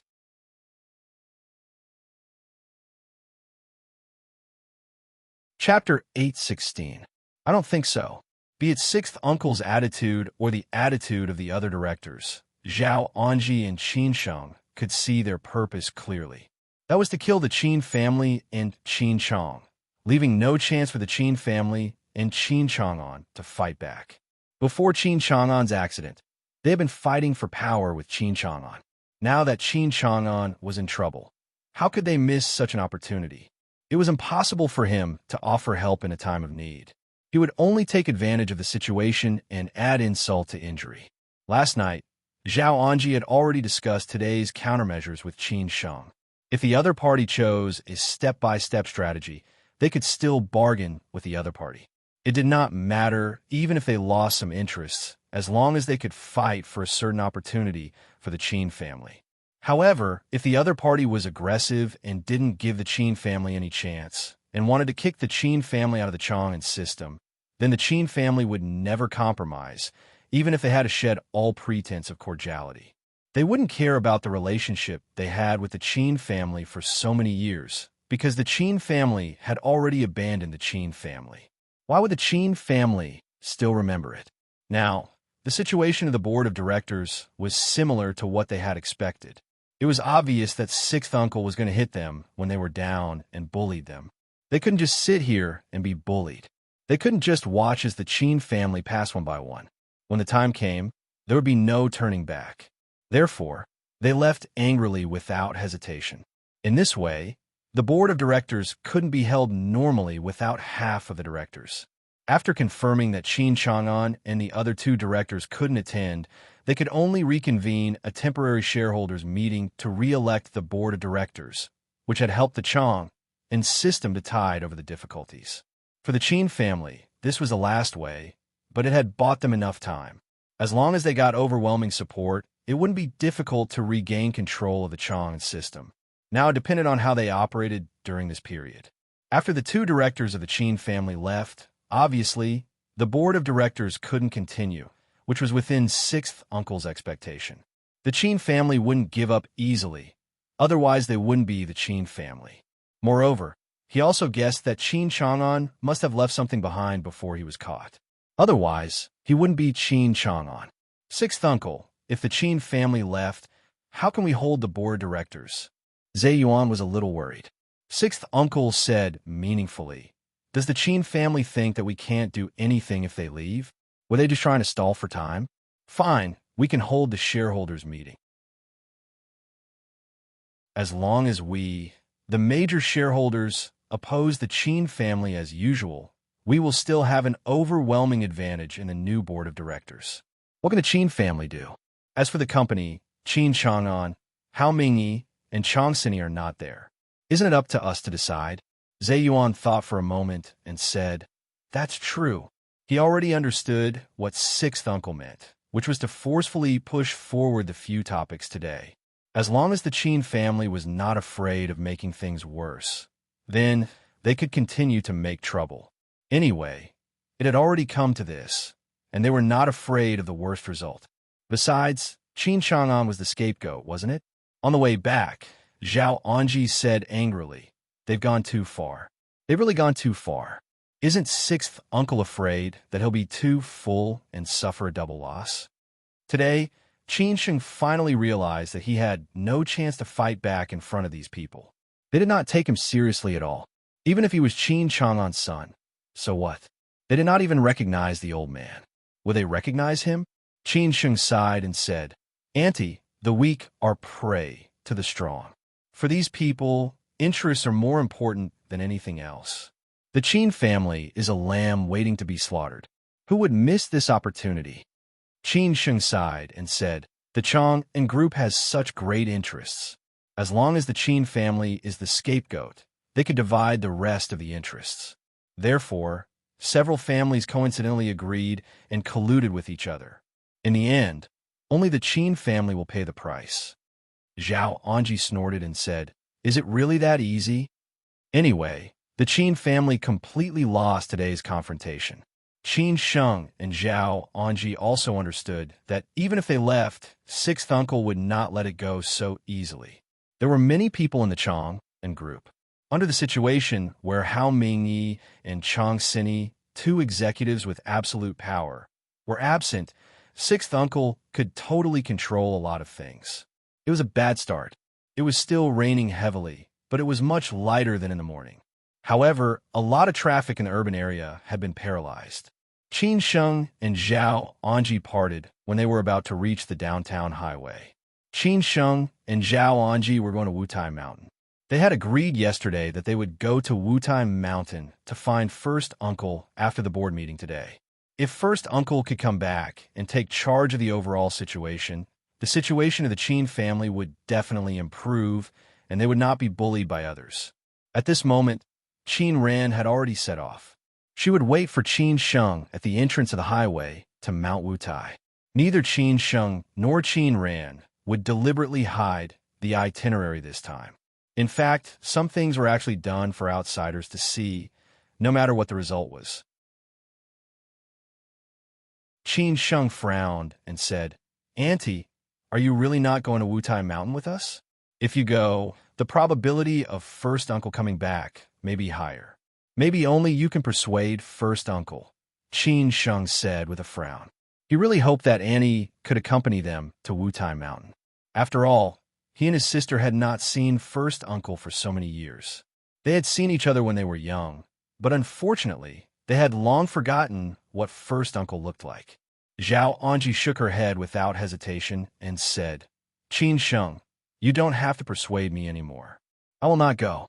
I will not take the initiative to find him in this life. I have already given him a chance, but he did not cherish it. Even if he comes back, Yaya and I will not see him again. We have already regarded him as dead. Auntie, you don't have to do this, do you? Qin Sheng said with a headache. It was true that every family had its own difficulties. Zhao Anji did not intend to give it at all. She continued to say, and I also said that even if you go, he will not come back. If he wants to come back, he may have come back long ago. I don't believe that he did not get the news. Qin Sheng gritted his teeth and said, anyway, we still have to try. Zhao Anji said somewhat helplessly, then you go.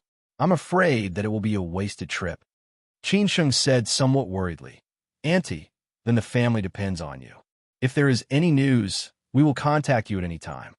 It seemed that there were too many things to do. In this way, after Qin Sheng and Zhao Anji separated, they went directly to Wutai Mountain. He did not know what the result would be, whether his first uncle would come back with him or not. If he did come back, it would be the best news for the Qin family. But could he really get what he wanted? It was not until an hour later that Qin Sheng and Qin Ran met at the entrance of Mount Wutai. They took the same car. Chang Baji and the others went with them. After all, Mount Wutai was not as safe as Siju City. If someone really wanted to harm them, Mount Wutai was a good choice. After getting in the car, Qin Ran could not wait to ask about the board of directors. Although she held shares in Chang and she was after all not a member of the board of directors, so she could not attend the board of directors. But if it was a shareholders meeting, Qin Ran would definitely not miss it. After Qin Sheng let out a long sigh, he began to repeat everything that had happened at the board of directors, including the attitude of the sixth uncle and the other families. After hearing it, Qin Ran was very angry, but she could only control her emotions because it was useless. Qin Ran said with red eyes, this is a plan that they have planned for a long time. Her father had done so much for Chang and for so many years. Now that something had happened, they did not think about how to help her father, but wanted to make him the scapegoat. How could she not feel wronged? Qin Ran comforted her and said, sister, don't worry. I won't let them succeed. As long as there are people in our Qin family, we will never admit defeat. At worst, we will die together. It's not that time yet, Qin Ran said very firmly. For now, for the Qin family, there are only two most important things. The first was how to help the old man get through the difficulties, and the second was how to control Chang'an. Because it was the old man's painstaking effort for many years, they could not let it be occupied by others. However, in fact, the Qin family had reached a tacit understanding. If they had to choose between the two things, obviously the first thing was more important, but it had not reached that step yet. This rain swept across the north, not only in Siju City, but also in other places. However, compared with Siju City, it was much lighter. Because of the rain, the car was relatively slow. Everything was for safety. It was estimated that they would arrive at Wutai Mountain in the evening. When Qin Sheng and Qin Ran went to Wutai Mountain, in the Zhu family's foreign-style house in Shanghai, Zhu Weigua, who had quietly come to Shanghai to visit his old mother, and Zhu Qingwen, who had been rooted in Shanghai for many years, had just finished chatting with the old lady. After the old lady went to rest, the brother and sister took time to chat. Zhu Qingwen was very surprised that her brother suddenly came to Shanghai. After all, he did not inform her in advance until he arrived in Shanghai. So Zhu Qingwen was confused and asked, brother, why did you suddenly come to Shanghai? Under normal circumstances, her brother, who was in a high position, would arrange all the itineraries. After all, he was busy most of the year. Unless he was on a business trip in Shanghai or the Yangtze River Delta, he would have the opportunity to visit the old lady. So even Zhu Qingwen could only see him a few times a year. It's a business trip. I came to see our mother on the way. After all, I left in a hurry last time and haven't been here for a long time. Although it is said that loyalty and filial piety cannot be at the same time, I don't want to be an unfilial son. Zhu Weiguo said with a smile. This was indeed the truth. Since his position became higher and higher, he spent less and less time with his old mother. Even he himself felt a little ashamed of being a son. Fortunately, his old mother had a relatively high ideological awareness and did not take it seriously. I don't think so. Zhu Qingwen stared at her brother and said with a smile. As for why she said so, her brother might be very clear. Because the news of Qin Chang'an's accident had spread, even she, who was in Shanghai, had already known. How could her brother, who was more well-informed than anyone else, not know?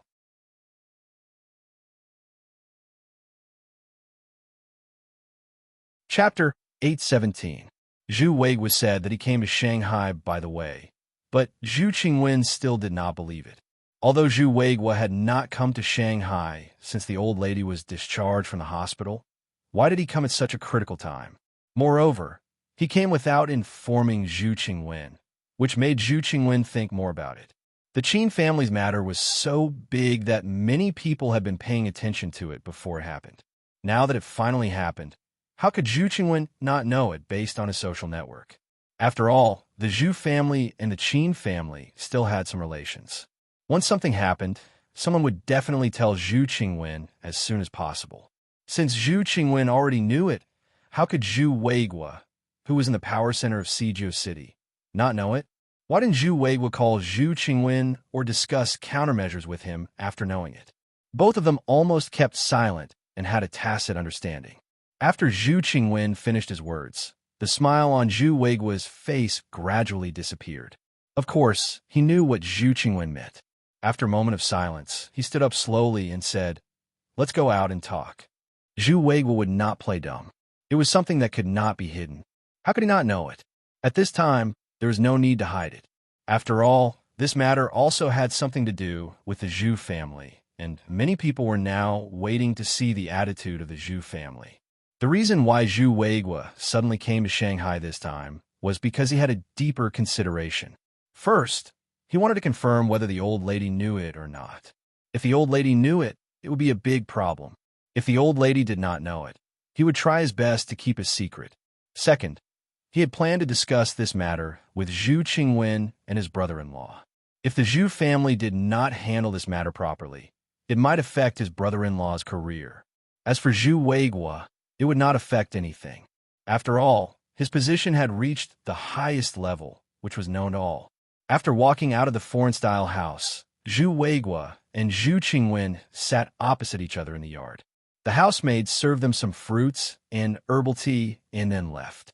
Zhu Weiguo also asked the guards and secretaries to leave, leaving enough space for them. After all, what they were going to talk about involved a lot of secrets. You already know it? Zhu Weiguo went straight to the point.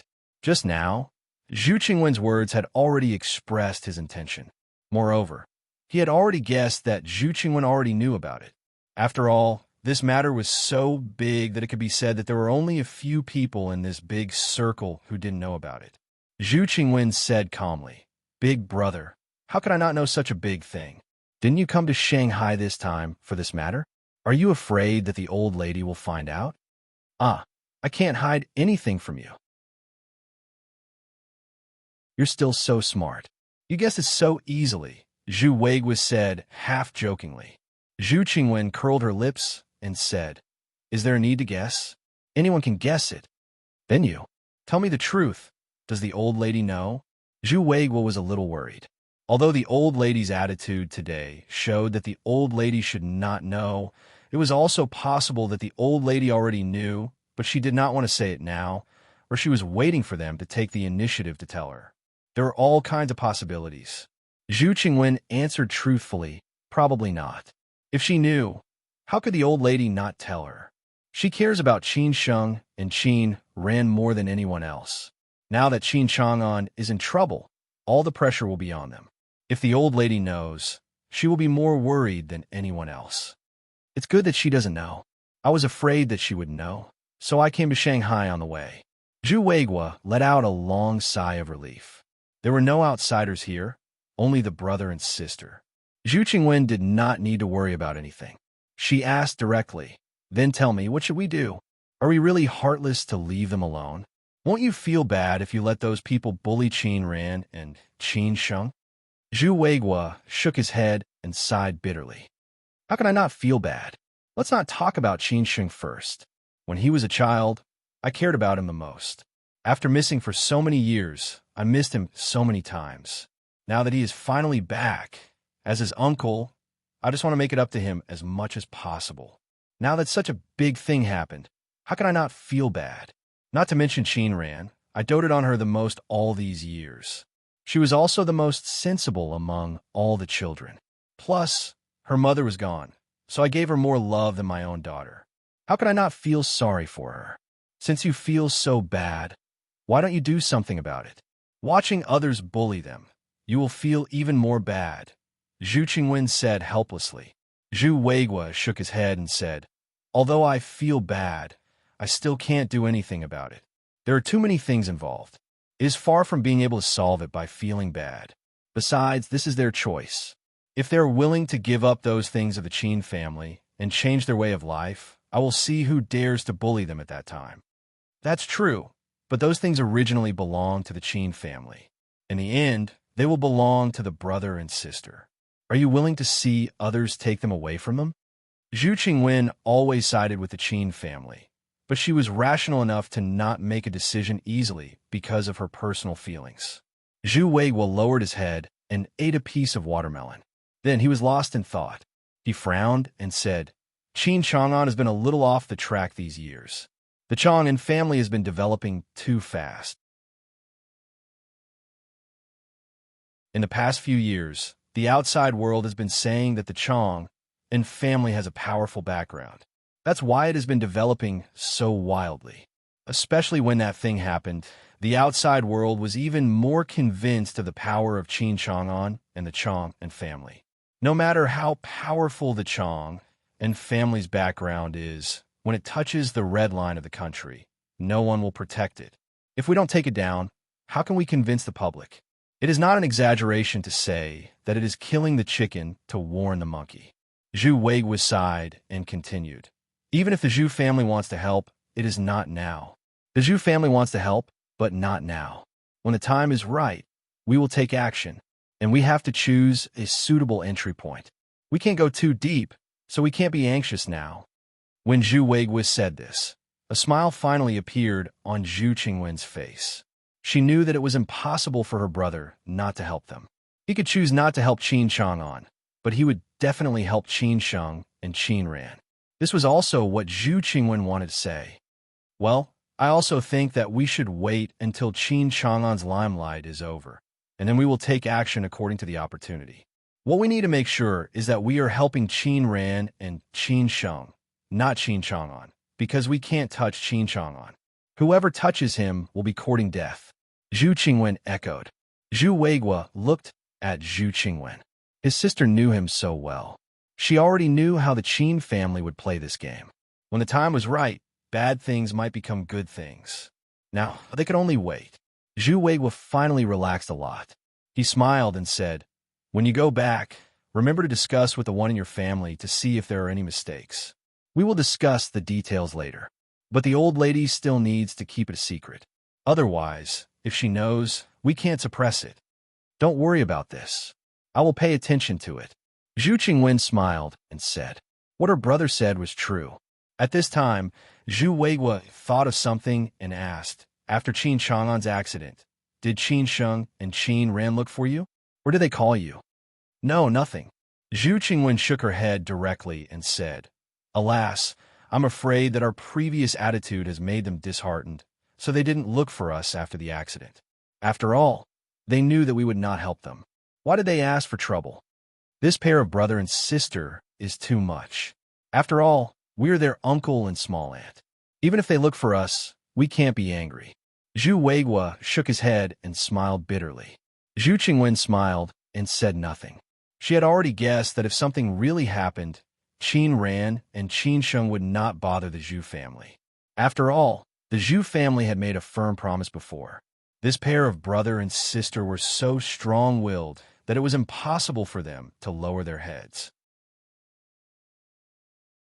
This made her feel more sorry for them. Zhu Qingwen and Zhu Weiguo would talk for a while, and then it ended.